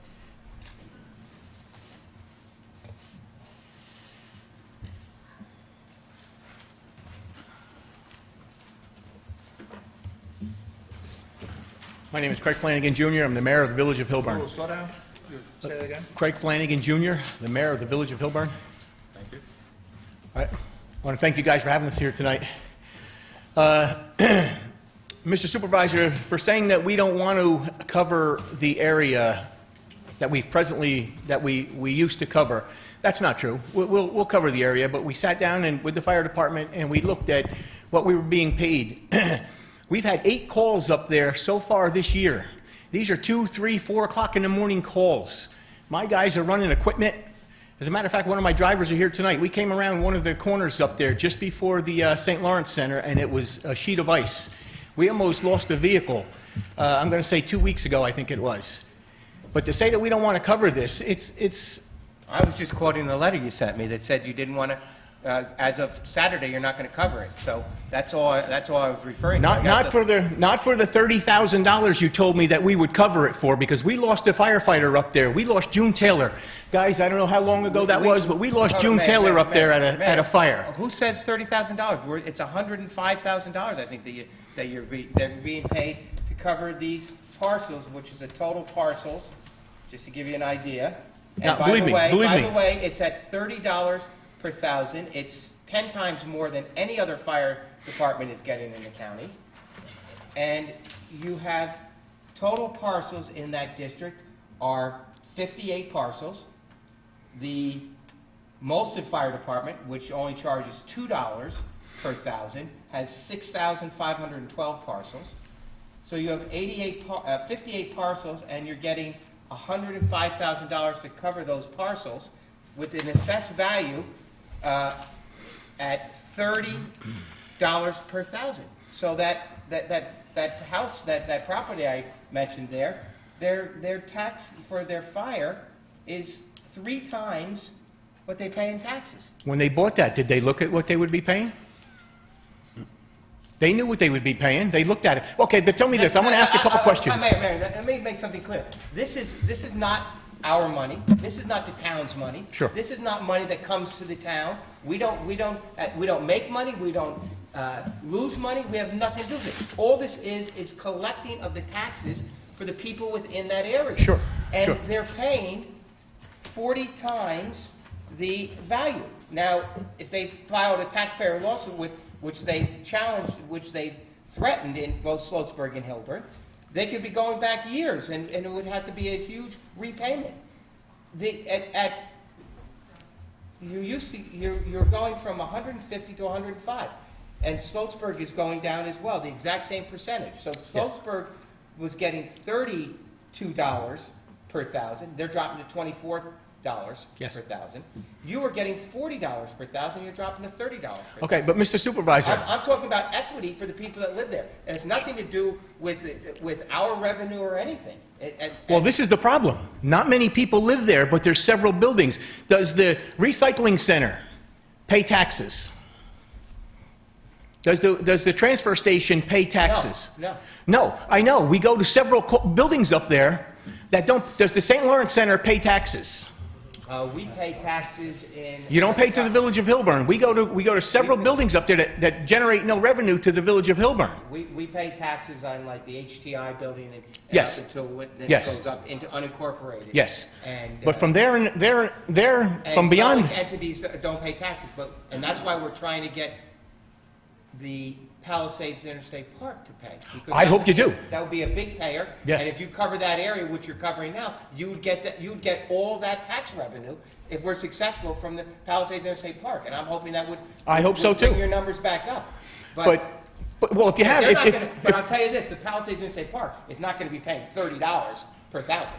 maybe they wouldn't have to. I don't know. But as far as I'm concerned, there's several structures up there that we go to fire calls that aren't paying their fair share. You're saying Hillburn, oh, Hillburn's paying, they're paying the village of Hillburn too much. Mayor, there are tax exempt parcels all through, the area. In Hillcrest, they have the Summit Park. They don't pay taxes. So, No, I understand that. But it just so happens that there's a transfer station up there, there's the recycling center. Con Ed, I think we had 3 calls maybe in the last, I'm going to say month. Con Ed pays. No, yes, not the same rate as we should be getting, but a lower rate. No. Con Ed is paying $30 per thousand. To who? To you. So then why did this all of a sudden come up from, 2 years ago, we were getting $235,000. And then you dropped it down to $150, and when I looked into It's going it... to drop down even more, and that's why I'm hoping to get the Palisades Interstate Park. You and Stoltzberg are going to drop down more. We are going to be reducing it so that it comes in line with what everybody else is paying, because it's not fair to the people that are in those districts. There's one house up there. There's one, the winery, I believe, is what you're talking about, that pays taxes. He's footing the bill for a lot of other structures up there that we respond to, and I understand he has to pay a little more because these guys aren't paying. And that that falls on us. Con Ed pays there. They're a big payer. Who is? Con Ed. Oh, yes, Con Ed, but I'm saying the structures, the county-owned buildings, the transfer station, St. Lawrence Center, we respond to calls up there, and this is how we're basing our guys are going out 1, 2 o'clock in the morning, 3 o'clock in the, and to say, originally I think it was put in your budget. When I got a copy of your budget, it was $30,000 in there. I said, wow, I got to get a meeting with him. Now, I spoke to Councilman Withers earlier tonight. He said he just found out about this tonight. Was it tonight or last night? Yesterday's date? I have on my chief's phone a month ago a letter was sent to the town of It Ramapo. was in my box 3 weeks ago. Yeah, exactly. It was about 3 weeks ago. It was the first time you sent it, yeah. Yes. Maybe But I don't doubt you. You doubt it. no, I was afraid that maybe you didn't get. I mean, I don't doubt it. Yeah, no, I was afraid maybe you didn't get the.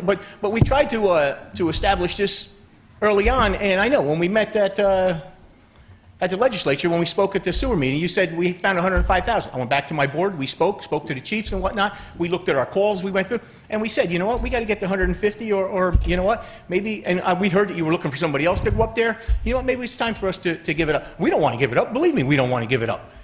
And we're not looking to give it up. We're not asking you to give it up. asking you to give it up. Mayor, I just want, you made a comment, and may your memory rest in peace, and I'll start that off, that died there. But there was a forest fire up there that he was fighting, I do recall? No, that was at the recycling center. That was, what's that? At the recycling center, a forklift caught on fire. There's a lot of good that might come out of this too, as well. You got to see, like you guys, and I know Hillburn and Slotsburg have been in the forefront.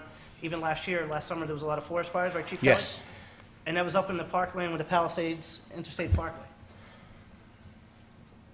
We're trying to get money for that area. Right now, you guys, you're firefighter, you guys go up there, and God bless you go up there and you fight for those forest fires. You don't get paid. You're not getting paid for them.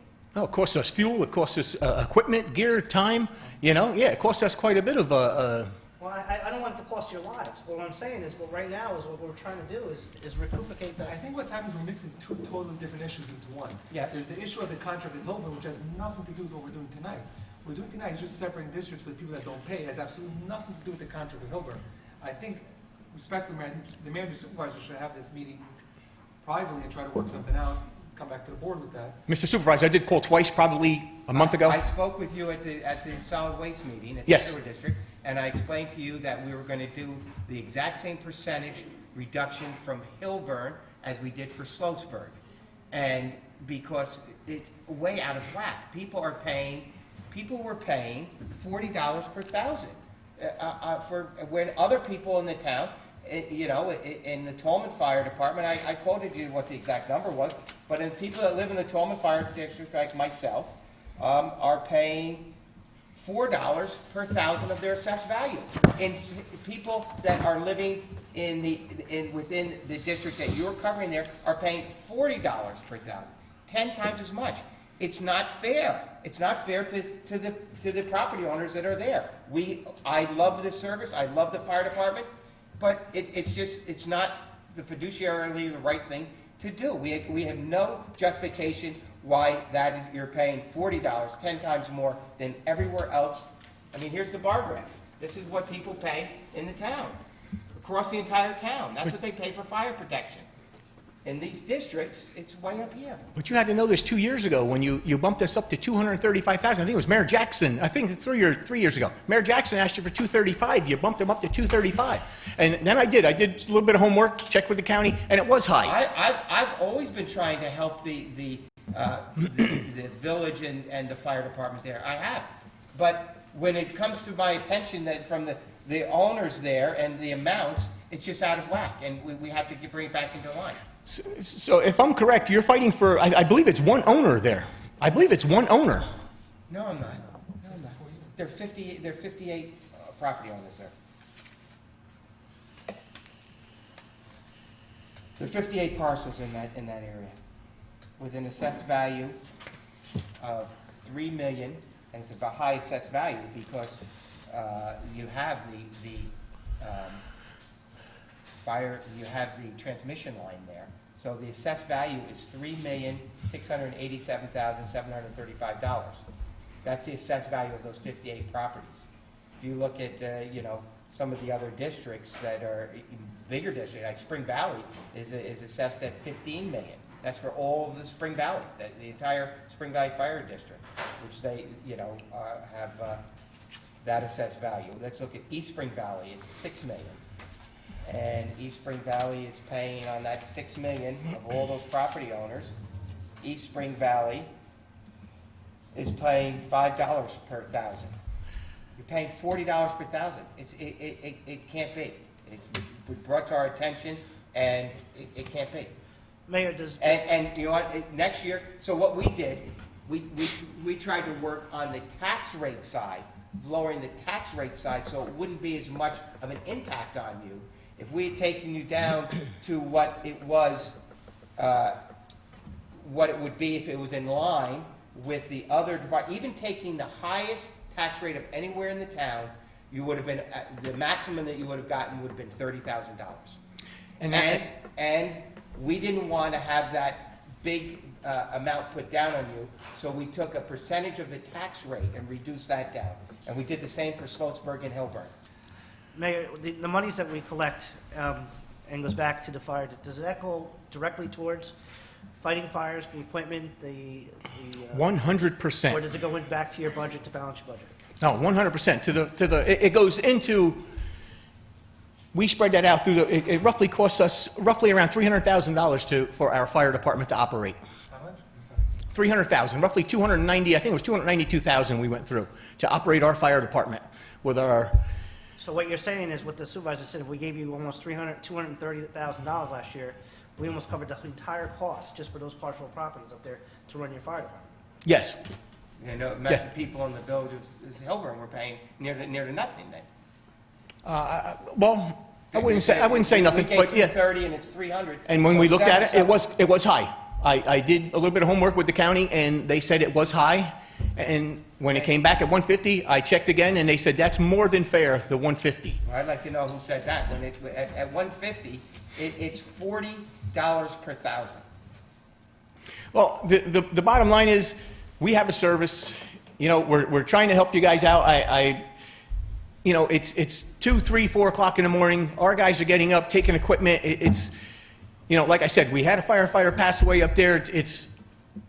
And to say that if you put us in line with every other town and village, we'd be getting $30,000. I wouldn't touch that. I wouldn't touch that for our trucks running up there and our guys doing what they do. I wouldn't touch that. You don't have to touch it at 30, you don't have to touch it at 105, you don't have to do it. If that's what your position is, you don't want to do it, then we'll have to go out and we'll take somebody else to cover the district. We have to have fire protection there. Yes. And we can't charge the people there an exorbitant rate that we're charging. So we're trying to bring it in line over a stage period so it doesn't affect it as much. Well, you're bringing in line hurts my taxpayers now. Now you're hurting my taxpayers. So, No, it just so I'm not means going to waste this all taxpayers- night. It's going on 10 after 10, but I appreciate your time.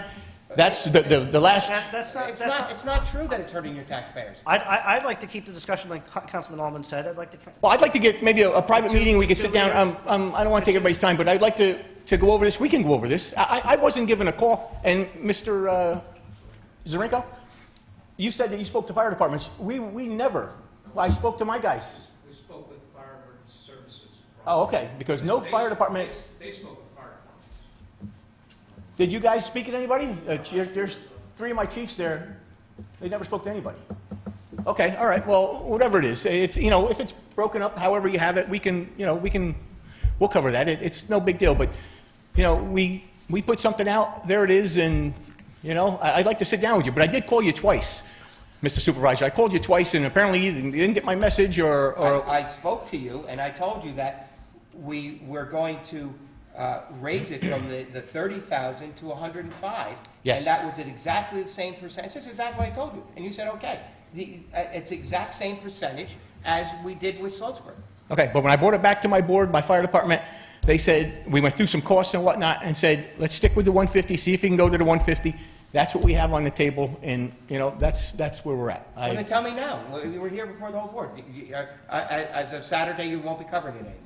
Not, if we can't come to a Then we will get conclusion. somebody else to cover it. If we can't come to a conclusion, that's up to you We've put the guys. tax rates out, the tax bills are out, we've collected the tax from the people that live in that area, and we've collected $105,000, and we're gonna give it to the people that are gonna service that area. That's strictly up to you, Mr. Supervisor. There's no remedy to even go up now. The rest of the town is illegal for them to pay it, and you can't go re-tax someone in the middle of the season. No, They paid it already. their tax bills are out. There's no way to recover them. We had a public hearing on this back in November, and we set the rates, and that's the rates that we're collecting for that fire protection area, which is exorbitantly high. There's no legal, I'm there's no legal way to up it now. You can't have people from a different area of the town foot the bill for that And you can't go area. re-tax them after the bill was out. The bill was out already. You can't go say, oh, we made a mistake, we're re-taxing you. The tax bills are out and the rates have been. So then, There's no if, physical way for, hold on, I want to count, I'm saying correct, I don't know something incorrect. Sure. Is there a physical way to even up it? I mean, you're gonna go send tax bills out again in the middle of the, that's just ridiculous. but what would you do if the town contracted with another? They have to be at the same rate, or lower. It'd be, either the And same what or about the lower. disbursement of the taxes logistically? it's If lower. it's already been done. No, whatever department wants to cover that area, if you don't want to cover it, either. No, don't say we don't want to cover it. We have no problem covering it. For the price of that we've raised in taxes, Well- it's 105, and that's what it is. I bought a new car. I didn't want to pay that price for it, but I had to because I wanted that new car. This is what it is, and I'd love to keep it. If we can, we can. If we can't, that's up to you guys to go out and look elsewhere. But Can we agree, Mayor, to keep it at 105, and if we want to, because of what Councilman Ullman says, we're kind of constricted now because the tax rates went out. Could your firefighters, could we be honored to have you guys serve that area at 105? There's a little confusion here because you did admit that you said you spoke to the supervisor for the Solid Waste Authority. Yes. And he did report back to the board that you guys agreed to that, and that was kind of consensus when I spoke to Gordon Wren and all them, that's how it was. So I apologize that Gordon Wren doesn't speak for you guys, but, Councilman Withers, did you have a meeting with Sloatsburg about this whole thing? I met with Deputy Mayor Akey, yeah. Yes. Did you meet with anybody from the village of Hillburn? I've spoken to you. I've spoken to you a few times about it. saying About the it's- cost of? I've spoken to you, Mayor, a few times about it, that you said, in fact, you admitted to me that you spoke to Chris and it looks like things were gonna work out, was what your quote was. I told you that. Yes. If I may add in, when we were going over the budget, I was looking more to streamline from a financial point of view, how much we're paying the same. It was actually the supervisor who kept getting up and saying, we can't hit them so hard. We need to, at least keep them higher than everybody else, but try to give them In fact, higher amounts. In fact, Trustee Akey and I, who met, I asked him to give you a call because I was actually just walking out. I said, "Will you do me a favor? I'm running out. Will you call the mayor and let him know that if that would be okay? Keep the conversation going." And then the mayor, the supervisor, and Trustee Akey met, and then he came back and reported that said he'd also talked to you. That must have been up to solid waste. He talked to me for exactly 15 seconds while we were getting seated for a meeting at the Sewer Commission and said, "We found $105,000 for you." And I said, "Okay, all right." The meeting was called to order. I took it back to my board, my fire department, and that's where it was. And So where are we though? I mean, you take it back to the board. Where are we? they didn't want it. They said for $105,000, geez, Do we understand we have a fiduciary responsibility to get protection there? We would like for you guys to do it. I mean, you just admit to us, this whole board, that for a few years, we've been giving you guys $230,000. You admit to us that your whole budget is $300,000 just to cover your budget. Yes. For your fire district. Yes. So where's the balance act there? Well, balance out is, if you look at a majority of our calls, it's up in that area. We get very few calls inside the village of Hillborough. How many calls do you get in the village of?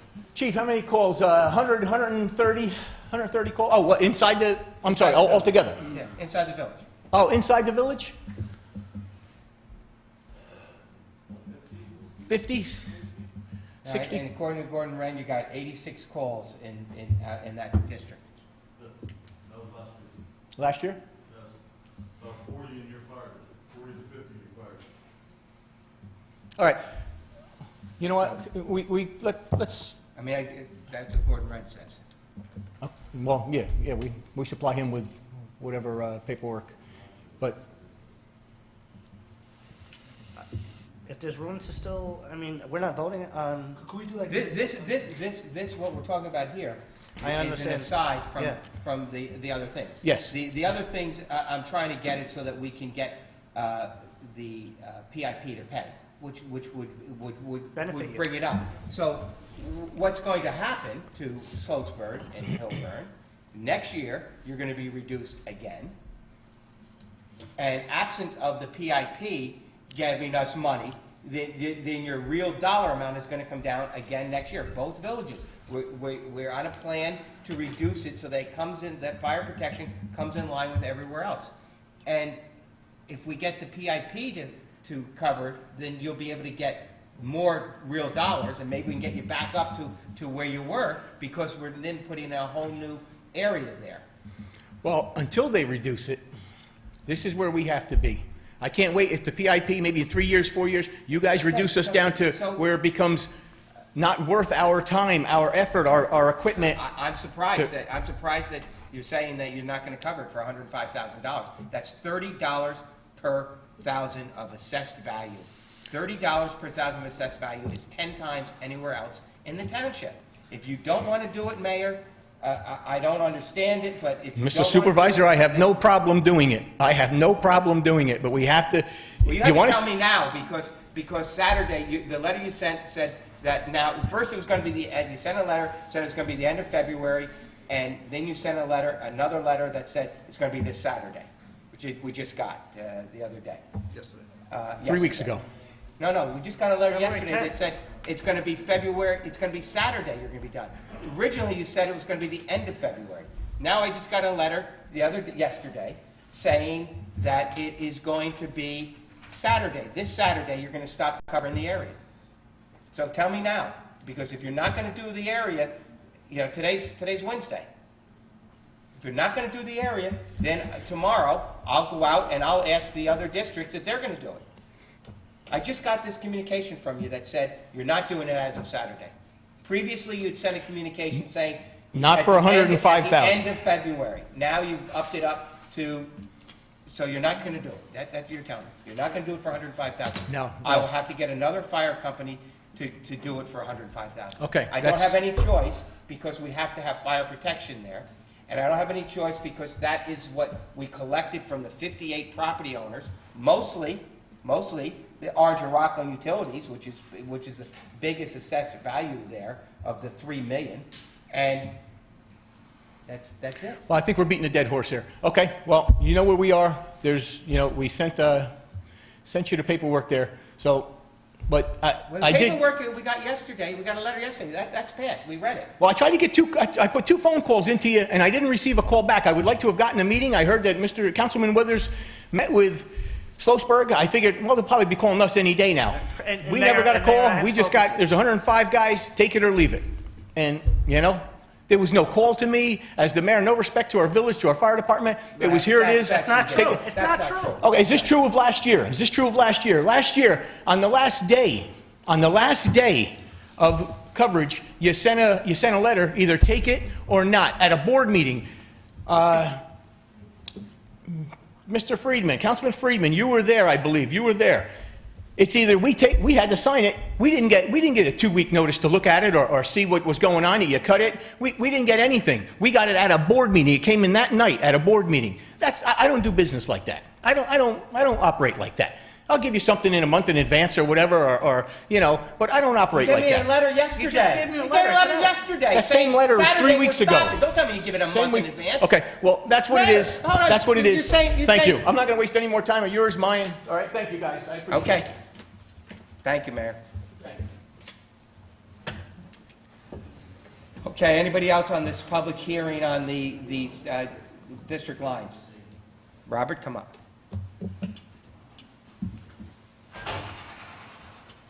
What's in essence happening is the village is balancing their budget. It's Robert Romanowski, 183 Maple Avenue, Muncie. You're talking about establishing these fire districts, but at this point, you have no commitment, as I understand, from the state or the Palisades Park to pay any money with these fire districts, so isn't this a moot point? Wouldn't it be a better idea to go and get a commitment from the state and the Palisades Park that they would pay for these fire districts before you establish them? Thank you. Thank you, Robert. Supervisor, I just want to make clear Speak in the mic, please. I just want to make clear, this is not the first time it's come up. This has been, last year this came up. We've discussed this, I would say, probably 6 or 7 times in the last couple of months. What appears to be happening here is that the village of Hilburn or the village of Slosberg is balancing their village budget with the excuse saying it's for the fire department. The fire department costs are there. I can't say they're fixed, but they're pretty fixed. You can't get rid of a truck if you lose 50 parcels. You still need to have those trucks. It definitely is more of a strain on the firefighters, which is amazing. They're all volunteers. They're not getting paid, so it's not costing them more. Although I think they should get paid. That's a separate issue. Taxes would be no higher. What's that? Taxes would be astronomically But higher. the fact is, we Like pay a police Westchester. department, we should pay a fire department. But that's a total different issue. But the issue here is, I think the village of Hilburn or Sloatsburg is balancing their budget on the excuse or the premise that they're saying, oh, it's the fire department. I mean, look at Spring Valley. Spring Valley, that's where I'm a member of, Village of Spring Valley Fire Department. The busiest fire department in the village, in the county. We have almost 1,000 calls a year. And what are they charging? I mean, the assessed value there is in the $2, in the $3. It's a fixed rate. There's a rate that everyone's paying, and it's not fair that the village of Hilburn is balancing their budget and using it as the excuse, that our firefighters are doing this and this. They're doing an amazing job, but it's not fair that the outside people have to pay the village of Hilburn's taxes.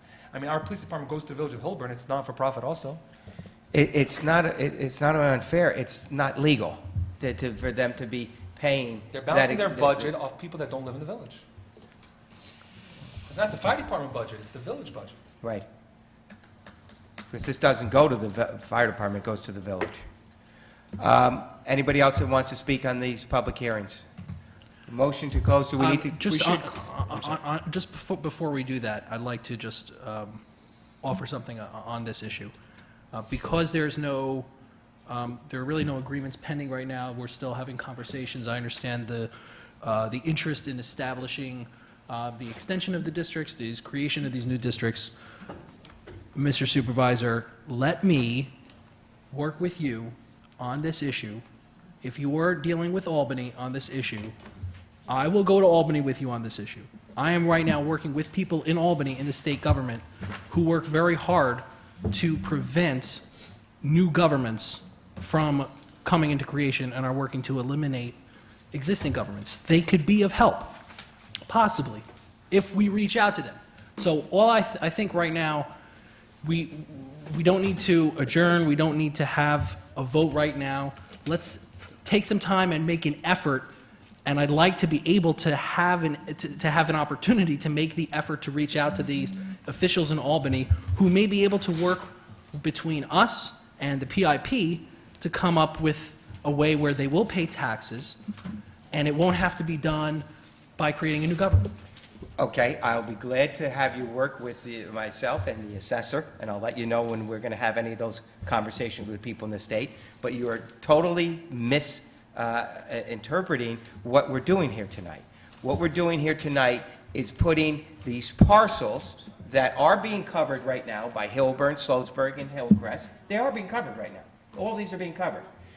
What we're doing is we're putting these parcels into a defined fire protection so that the state will then be able to pay us if they decide if we can do that. So I accept your offer, and when Scott sets up the next meeting to discuss this with the state, we will do that. But this has to be done now, and this has been done by the emergency services because they found, just so you know, they found other parcels in here that weren't being taxed at all. So it cleans up, and the extensive work was done to make sure that parcels that weren't in an area are now in there, and they're going to be paying their taxes. But I absolutely accept your offer, and I'll set up that meeting with you, with Scott, and we'll talk with the state on that. That's great, but then why don't we do this? Why don't we pass the extension of the existing districts, but let's not codify the new districts. There's no such thing as an extension of a district.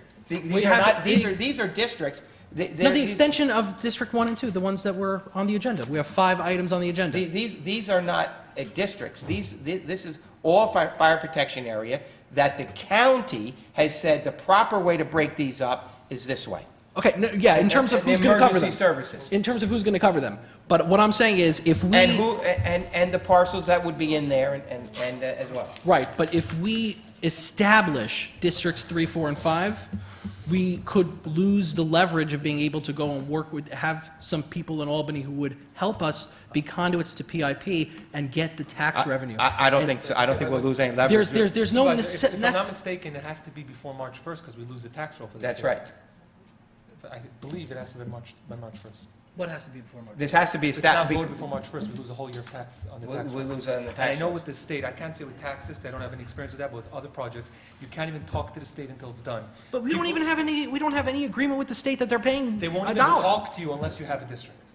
I can't say with this. I know with other projects with the state, unless you do it, they won't even talk to you until after the fact. I'm not saying about this. I don't know. If we push it off to the 19th, does that help? The next week, we close the public hearing. Does that help you? I mean, at least. It's better than 5 minutes. Why? I'm not the supervisor. It's up to the supervisor. Well, because we could have conversations where we could all get what we want. We could get the revenue from the Palisades. Ted, you need it now? Mona, please. Mona, with all due respect, you're purchasing. Please. Okay, so either Scott will be here to say or Ted was involved. Well, Ted has told me as well, Ted asked me and today, right? we met with the county, and they said we need to get this done right away. We met with the planning department in the county, we met with the fire protection people in the county, we had meetings in my office where we had 10, 15 people. They went over each little parcel. We had to get the assessor to identify little parcels that were in white that should have been taxed, maybe that weren't being taxed. And then through this process, we found that a little area in the ambulance district that wasn't in a district, which is one of our next public hearings. This in no way hurts us at all with the state. This gets all the parcels that weren't on there now in the proper areas. And we need to pass it now because it has to be on the tax rolls. You could put it on the tax rolls, but they're going to pay just as much as they paid last year, which is $0. No, there were other parcels that. What's today? The February 11th. What is the what? If you don't want to vote the for it, you deadline don't for have February to. 11th. If you don't want to vote for it, you don't have to. I'm trying to create a situation where where we could bring in people from the state government. The state government has nothing to do with what we're doing here.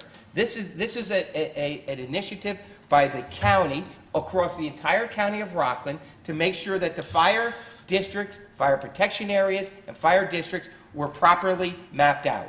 And that's what they're doing. And they did this, and they've been working on this for months and months and months. Years, actually. How many years have they been working on this? About 8 years. and they finalized it, and we're going to close the I don't wanna work public on it. hearing. You know, And I accept your offer to work with the assessor and trying to get the state to do this, to pay, but that is not part of what we're doing here tonight. We're codifying what the county and what the emergency services in the county has been working on for 8 years, and the county planning working on for 8 years, and codifying what they have said to us, this is the proper way it should be. I'm concerned that if we do this before We are not going having to preclude conversations- ourselves from our efforts to try, and I appreciate you offering to work with me on that. Okay, motion to close the public hearing by Councilwoman This is on Charles. extension of Fire District Number 1 would be first. Seconded by Deputy Supervisor Withers. All those in favor say aye. Aye. Opposed, carries unanimously. On the main motion, moved by Councilwoman Charles, seconded by Councilman Ullman. All those in favor say aye. Aye. Opposed? Okay, on the next closing of the public hearing on Extension of Fire, Rampa Fire District Number 2. Fire District Number 2. Moved by Councilwoman Charles, seconded by Withers? Deputy Supervisor Withers. All those in favor say aye. Opposed, carries unanimously. That public hearing is closed. On the main motion, moved by Councilman Ullman, seconded by Councilwoman Charles. All those in favor say aye. Opposed, carries unanimously. Next is the establishment of Rampa Fire District Number 3. This is to be to close the public hearing. Move to close the public hearing. Councilwoman Charles, seconded by Councilman Ullman. All those in favor say aye. Opposed, carries No, unanimously. no, I vote no. It's 4 to 1, 1 no. Is this the first one that's 4 to This is 0? Yes. Which one was it? This is the public hearing for This is- establishment of number 3. Yes. This is a public hearing. We just closed it. And now on the main motion. Moved by? Charles, second by Deputy Supervisor Withers. All those in favor say aye. Opposed? No. 1 opposed, 4 to 1. That was on the main motion for 3. I'd like for Chris to catch up with us here.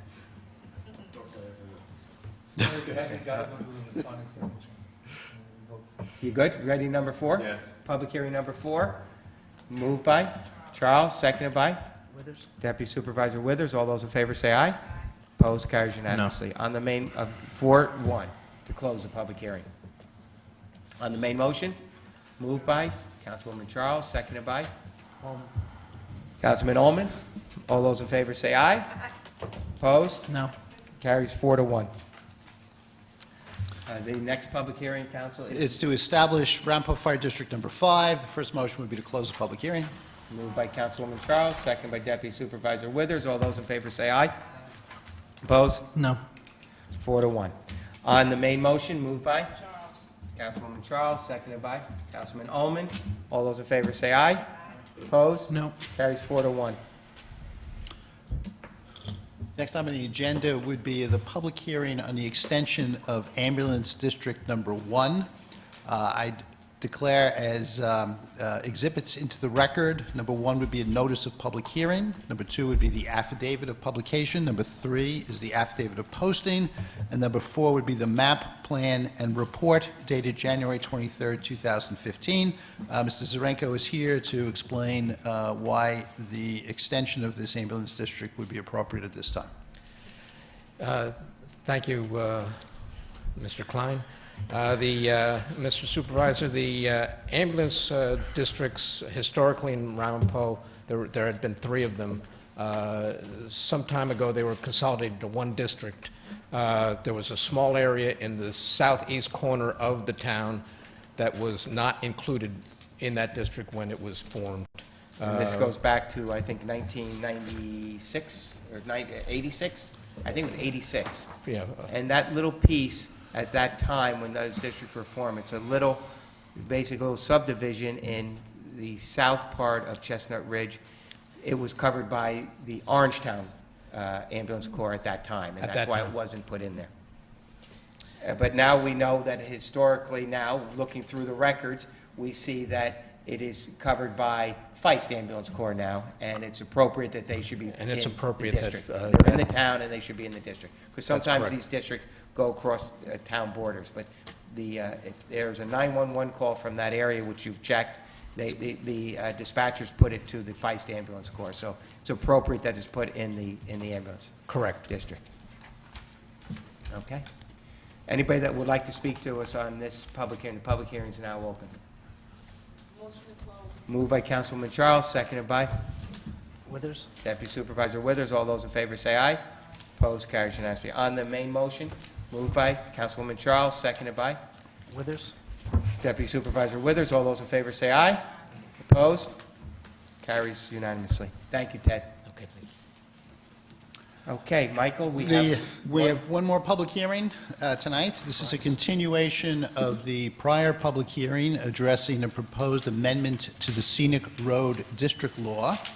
I would introduce into the record tonight the following additional exhibits. Number 5 would be the notice of adjourned public hearing. Number 6 would be the affidavit of publication. Number 7 is the affidavit of posting. Number 8 is a memo of David Stolman dated February 11th, 2015.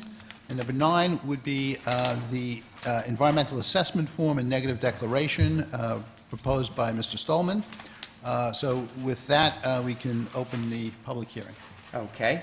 Do we need to have any comments by Mr. Stallman now, or we just open the public hearing? I believe Mr. Stallman is here in case the board had any questions. As the board recalls, the purpose of the amendment is to avoid the duplication of architectural review by both the Building Inspector and Planning Board or the Architectural Review Board, which is the CDRC. This basically would eliminate architectural review by the building inspector or the planning board, as the case may be, if the project that is proposed, which is in the Scenic Road District, is required to go through architectural review by the Community Design Review Committee. Okay. Anybody in the public would like to speak? Debbie, come on up.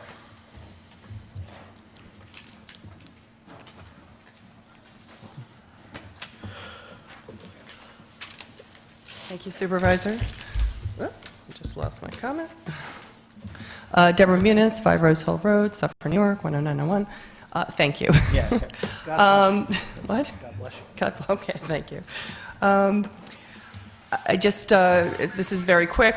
I had gotten a copy of the revised wording tonight from Michael Klein. At the last meeting, there were several comments that were submitted into the record regarding comments on the old one. We want to thank Mr. Klein for rewriting it. It does look like it's more intelligible and meeting the objective. However, I respectfully ask on behalf of the petitioners and the appellants in the Patrick Farm case that we object to you approving it tonight because we haven't had a chance to review it. It was posted. I did go out in the hallway. I see that it was posted in the hallway. However, when we were checking prior to this meeting, we did check on the website because that was where it was posted before. The old posting is still on the website along with the old wording. And Mr. Klein had promised Ms. Golden and Bruce Levine that he would be emailing them the wording so that we'd have a chance to be able to comment on it and review it. So we would like that opportunity. We don't ask for a long delay. Maybe you could just do it to the next meeting, at which point we can send you a letter saying everything looks good or not, if we have an objection. So we're just asking, we're not asking you to vote yes or no. We're just asking if you could just give us 2 weeks. Okay. Thank you. Anyone else who want to speak? Motion to close the public hearing. Moved by Councilwoman Charles, seconded by Councilman Oman. All those in favor say aye. We did delay this in order to have it on the desk at the proper time, and it really is I think has been vetted out. I want to thank you, Council, for the fine job you did on crafting it and writing that language. A motion on this? Also, Oh, yeah. you know, Ms. Muniz, I heard what you spoke, but I've also spoken to council along with the other council with council members along with Mr. Levine many times. I probably should have gave you a call back, but I've spoken to Bruce. He was a county legislator with me, and he had some insight, and Michael and I, you know, Daniel Freeman and even Chris and Brendel and Yitzi, we did put this off already, and, you know, and we kind of came to the conclusion what we did, and I appreciate what council did to do it. So I don't want to feel like we're brushing you off, but I do believe that we did do it already, so. Thank It is my understanding that there is no pending CDRC meeting or anything else within the next 2 weeks that would be affected by this. So it seems to me that just as a courtesy, since the courtesy was offered, that we would have a chance to review it, and there isn't anything pressing on the agenda that would be affected by this decision, that I don't know that there's any reason that you can't just go through these motions in 2 weeks. We pushed off a month,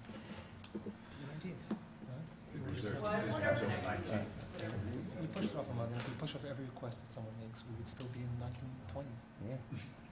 Yeah. I mean, we already pushed it off one time, and so I'm of the mind to move forward, and so we can continue with our other business as well. I appreciate it, and I know that you and Bruce had a lot to do with helping Michael get the language right. We held it off, got the language right, had it at the appropriate time, and I'm of the mind to move forward. Look, tonight we took it on another thing. We did the right thing. There was another town here telling us, requesting what they wanted to do. We did that, and it's like a no-win situation tonight, so I apologize, but I'm going to make the motion as well to go forward. Okay. Thank you. Okay, motion moved by Deputy Supervisor Withers, seconded by Councilwoman Charles. All those in favor say aye. Opposed? Carries unanimously. Okay, I'm going to allow Councilwoman Charles to go home. She's broke her ankle, not during the meeting, but she's in some pain, and I think she should go home and rest. So thank you, Councilwoman, for coming out and enduring both the workshop from 6 o'clock on till now. Mr. Supervisor, I apologize. There were two motions to be adopted regarding the local law. The first resolution is the adoption of the negative deck. Looks like you're going to need a scooter soon. So if we could go back to adopt that, Yes. which should be The the first motion predecessor is to the adoption of the law. a motion by Councilwoman Charles, seconded by Councilman Withers, the Deputy Supervisor Withers. All those in favor say aye. Aye. Opposed? Carries unanimously. Thanks. Both have been done. Okay. Do they need to be done? To avoid any possible issue. What we'll do is we'll re-vote on the main motion, Chris. So the secret one is first, and then. did that, it's done. But no, but we should do it because, anyway. Councilwoman Charles? Yes. We're going to vote on the main motion now after the Yes. seeker.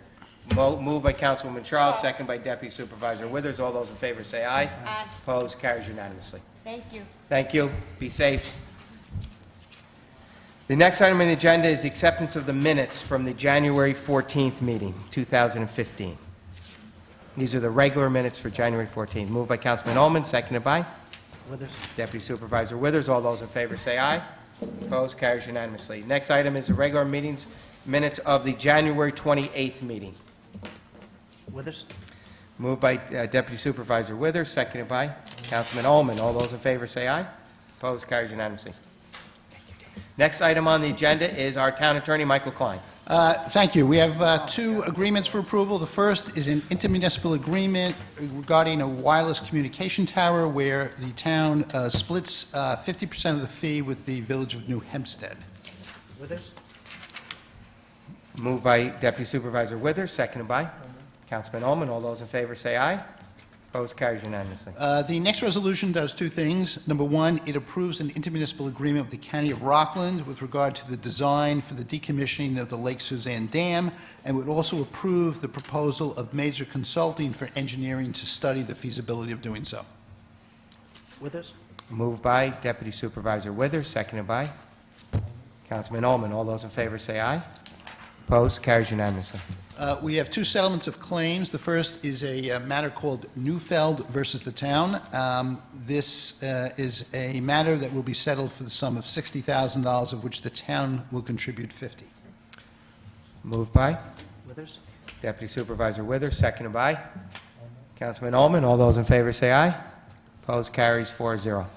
And then the final claim is damage that a police car did to a parked private vehicle. The town will settle this claim by paying $1,181.58, which is the cost for the repair of the civilian vehicle. Moved by Deputy Supervisor Withers, seconded by Councilman Ullman. All those in favor say aye. Opposed, carries unanimously. Next item on the agenda is personnel. This is to establish a real property appraiser position. Moved by Deputy Supervisor Withers, second by Councilman Ullman. All those in favor say aye. Opposed, carries unanimously. Item 3B is appoint a real property appraiser in the assessor's office. This is moved by Councilman Ullman, seconded by Councilman Friedman. All those in favor say aye. Opposed, carries unanimously. This is a promotion, and after 6 months, when the encumbered position will be then released, we will then vacate that position. So this is not a new position. Item number 4 is police authorization for the police officer to attend the Drug Recognition Expert School in Long Island, New York, February 23rd to 27th and March 1st through 5th. Moved by Deputy Supervisor Withers, second by Councilman Ullman. All those in favor say aye. Opposed, carries unanimously. Item number 5, finance, amendment to the 2015 budget, Police Department, purchase of bar coding inventory control system. These funds will be coming from the forfeiture fund. Moved by Councilman Ullman, seconded by Deputy Supervisor Withers. All those in favor say aye. Opposed, carries unanimously. Item number 7, I believe. 7 is the committee to select a civil engineering firm for the Route 306 sidewalk project. Moved by Withers? Deputy Supervisor Withers, seconded by Councilman Ullman. All those in favor say aye. Opposed, carries unanimously. Item number 8. 9A. 8 is tabled. 8 is tabled, and 9B is tabled, just 9A, which is the resignation of a housing authority member. Moved by Friedman. Councilman Friedman, seconded by Deputy Supervisor Withers. All those in favor say aye. Opposed, carries unanimously. Item number 10 is to cancel the workshop in the regular meeting of February 23rd and 25th. Moved by Deputy Supervisor Withers, seconded by Councilman Ullman. All those in favor say aye. Opposed, carries unanimously. We have an item also from the We have three clerks. new bus- I think I'll we do have the three- clerks, and then I'll throw it to you. Okay.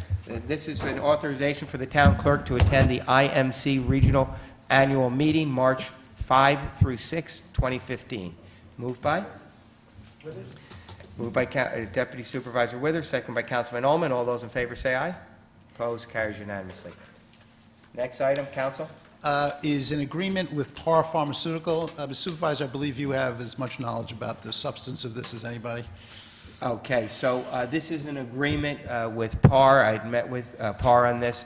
PAR Pharmaceutical has purchased the Pirelli building in Chestnut Ridge. They are going to be moving their corporate headquarters. They're moving their operation from Woodcliff Lakes into the town of Ramapo, and they're moving their operation from Parsippany into the town of Ramapo. It will mean 150 new jobs in Ramapo, and over the next 3 years, there will be another 100 jobs additionally. So it's a net new 250 jobs. It's a great corporation, and they're in the process of working on their parking area as part of their site plan approval with the Village of Chestnut Ridge. And in that, it came to the attention of the engineers that they were doing work over the sewer lines. And so we met with Par Pharmaceutical, and the area where the sewer lines are from their new building where they're reworking till it exits their property and goes back into the public lines in the public street, they are going to take the responsibility of doing all maintenance from now going forward, as long as they occupy that property. They will take the responsibility for doing the maintenance on that sewer line. They will also take the recommendation of our engineers that they put an iron ductile pipe in the where next to one of the head walls and have it encased in cement to protect that sewer pipe there. They also will take the responsibility that in the future, for their operations, it's an 8-inch pipe. If it needs to go to a 12-inch pipe, they will pay for the cost entirety for the pipe and to install the pipe to go to 12 inches until it gets out to our public lines. So that's what we've worked out. I think it's a great corporate partnership for Par Pharmaceutical to not only move their corporations here and bring in 250 new jobs, but to really take the responsibility for that infrastructure on their property, which is line is still owned by the town and the town sewer department, but we will not have to worry about maintenance on it or any upgrades on it in the future. Moved by Deputy Supervisor Withers, seconded by Councilman Ullman. All those in favor say aye.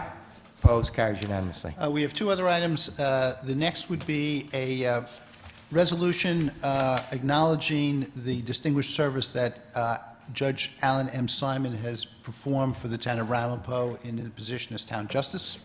Moved by? Moved by Deputy Supervisor Withers, seconded by Councilman Ullman. All those in favor say aye. Opposed? Carries unanimously. And the final resolution is one in which this town board and each of its councilmen or council persons will join with the other 4 towns and all their council persons to submit a letter to the county requesting that demand for community college chargebacks be rescinded. Moved by Deputy Supervisor Withers, seconded by Councilman Ullman. All those in favor say aye. Opposed? Carries unanimously. I do want to make one point clear that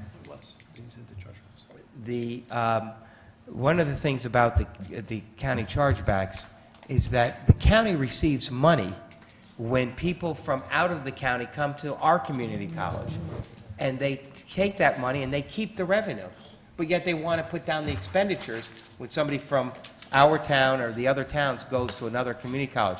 It's not fair. The FIT is not fair, and I certainly have said that before, and I will continue to say that the FIT portion of this is really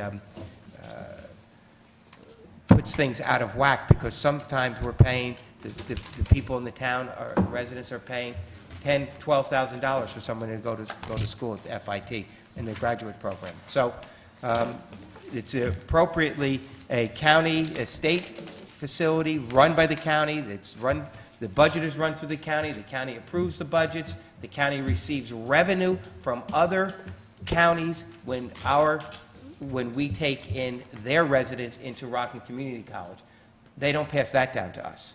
Quite frankly, since the Rockland Community College is in the town of Ramapo, maybe we should get all of that revenue that comes in and should be coming to the town, since we are asked to be paying on the expenditure side. So we voted on that, Chris?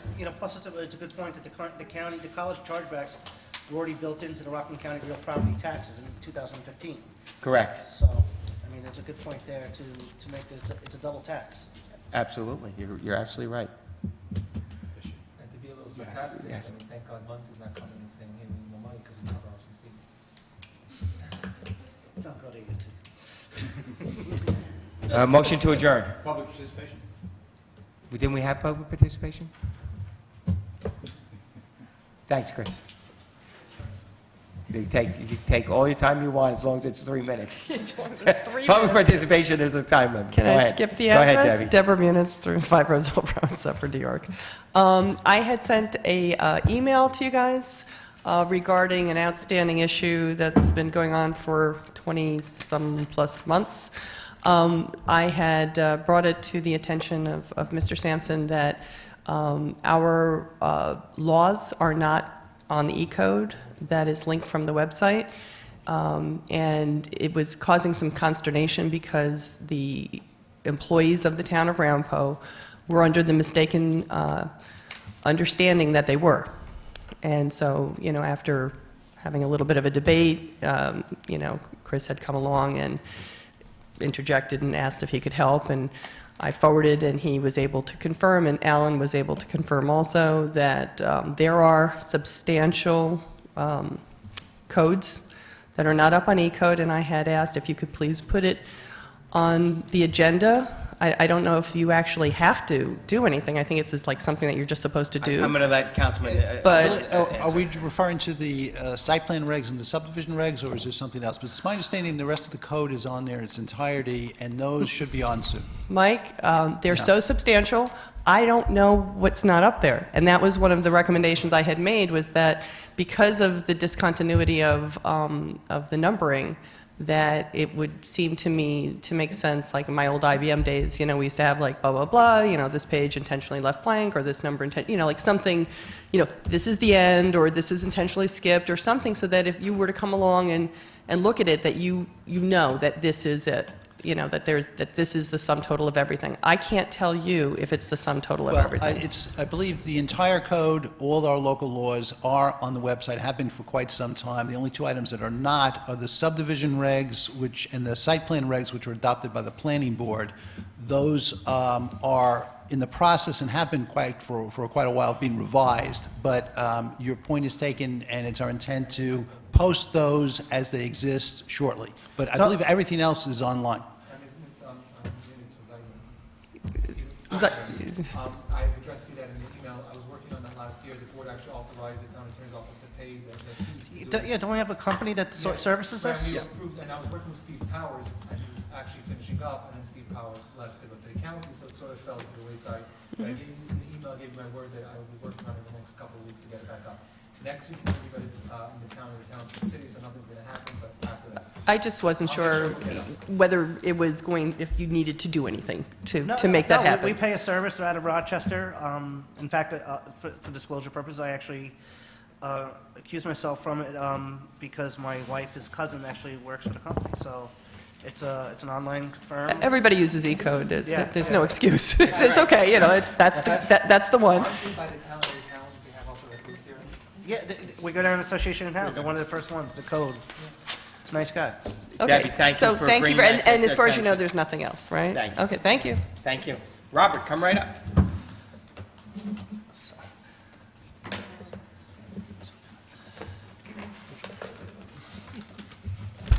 Robert Romanowski, 183 Maple Avenue, Muncie. 2014, as you know, Ramapo filed its financial statement late, and they were not rated by the Comptroller's office, and I brought this up with you, Supervisor, on the radio. I really haven't gotten an answer out of it. Bill Weber, who is a CPA, so he is a licensed professional in accounting, and probably did pass a rigorous exam to get that certification, obtained a mathematical formula from the Comptroller's office, and plugged in numbers, and found that Ramapo is still the most fiscally stressed town in New York State. You have dismissed this. You said that it's coming from the Republican Party. You got to take that with a grain of salt, and it was published in the Rockland County Times, so you got to take that with a bag of salt. But the thing is, since the financials were filed late, could you say something like this? If you didn't get the formula from the controller, did you get the formula from the controller and plug the numbers in and see what the numbers were for yourself, since you're both the financial director and the supervisor? So my question to you is, if you plug these numbers in, what numbers did you get? And if you didn't get the formula and try to find out how stressed a Ramapo was, how can you dismiss what Mr. Weber said? Thank you, Mr. Romanowski. Anybody else in public participation? Closed public participation. Deputy Supervisor Withers, Councilman Ullman. All those in favor say aye. Opposed, carries unanimously. Just on that last point, and I said this to Mr. Weber when we were here. I think we were talking about the budget at the budget hearing. We have been focusing on changing the way that the things had been done previously, and we have been doing we are doing this year's audit now. As a matter of fact, we had a whole team approach in the finance department. They worked very well. Everybody involved in this, the whole team, and the auditors We had everything in line for them to come in. They have come in. They are in the process of working right now. They'll be here again tomorrow. And our goal is to have the audit done by April 1st is our goal, and then to be able to submit that audit to the state controller and to do the AUD in a timely fashion. And so that's what we're geared to do. And I think, Robert, we're going to be successful at that. And then we'll let the state controller work those numbers. All right? Motion to adjourn. Moved by Councilman Ullman, second by Deputy Supervisor Withers. All those in favor say aye. Opposed? Carries unanimously. Thank you all very much.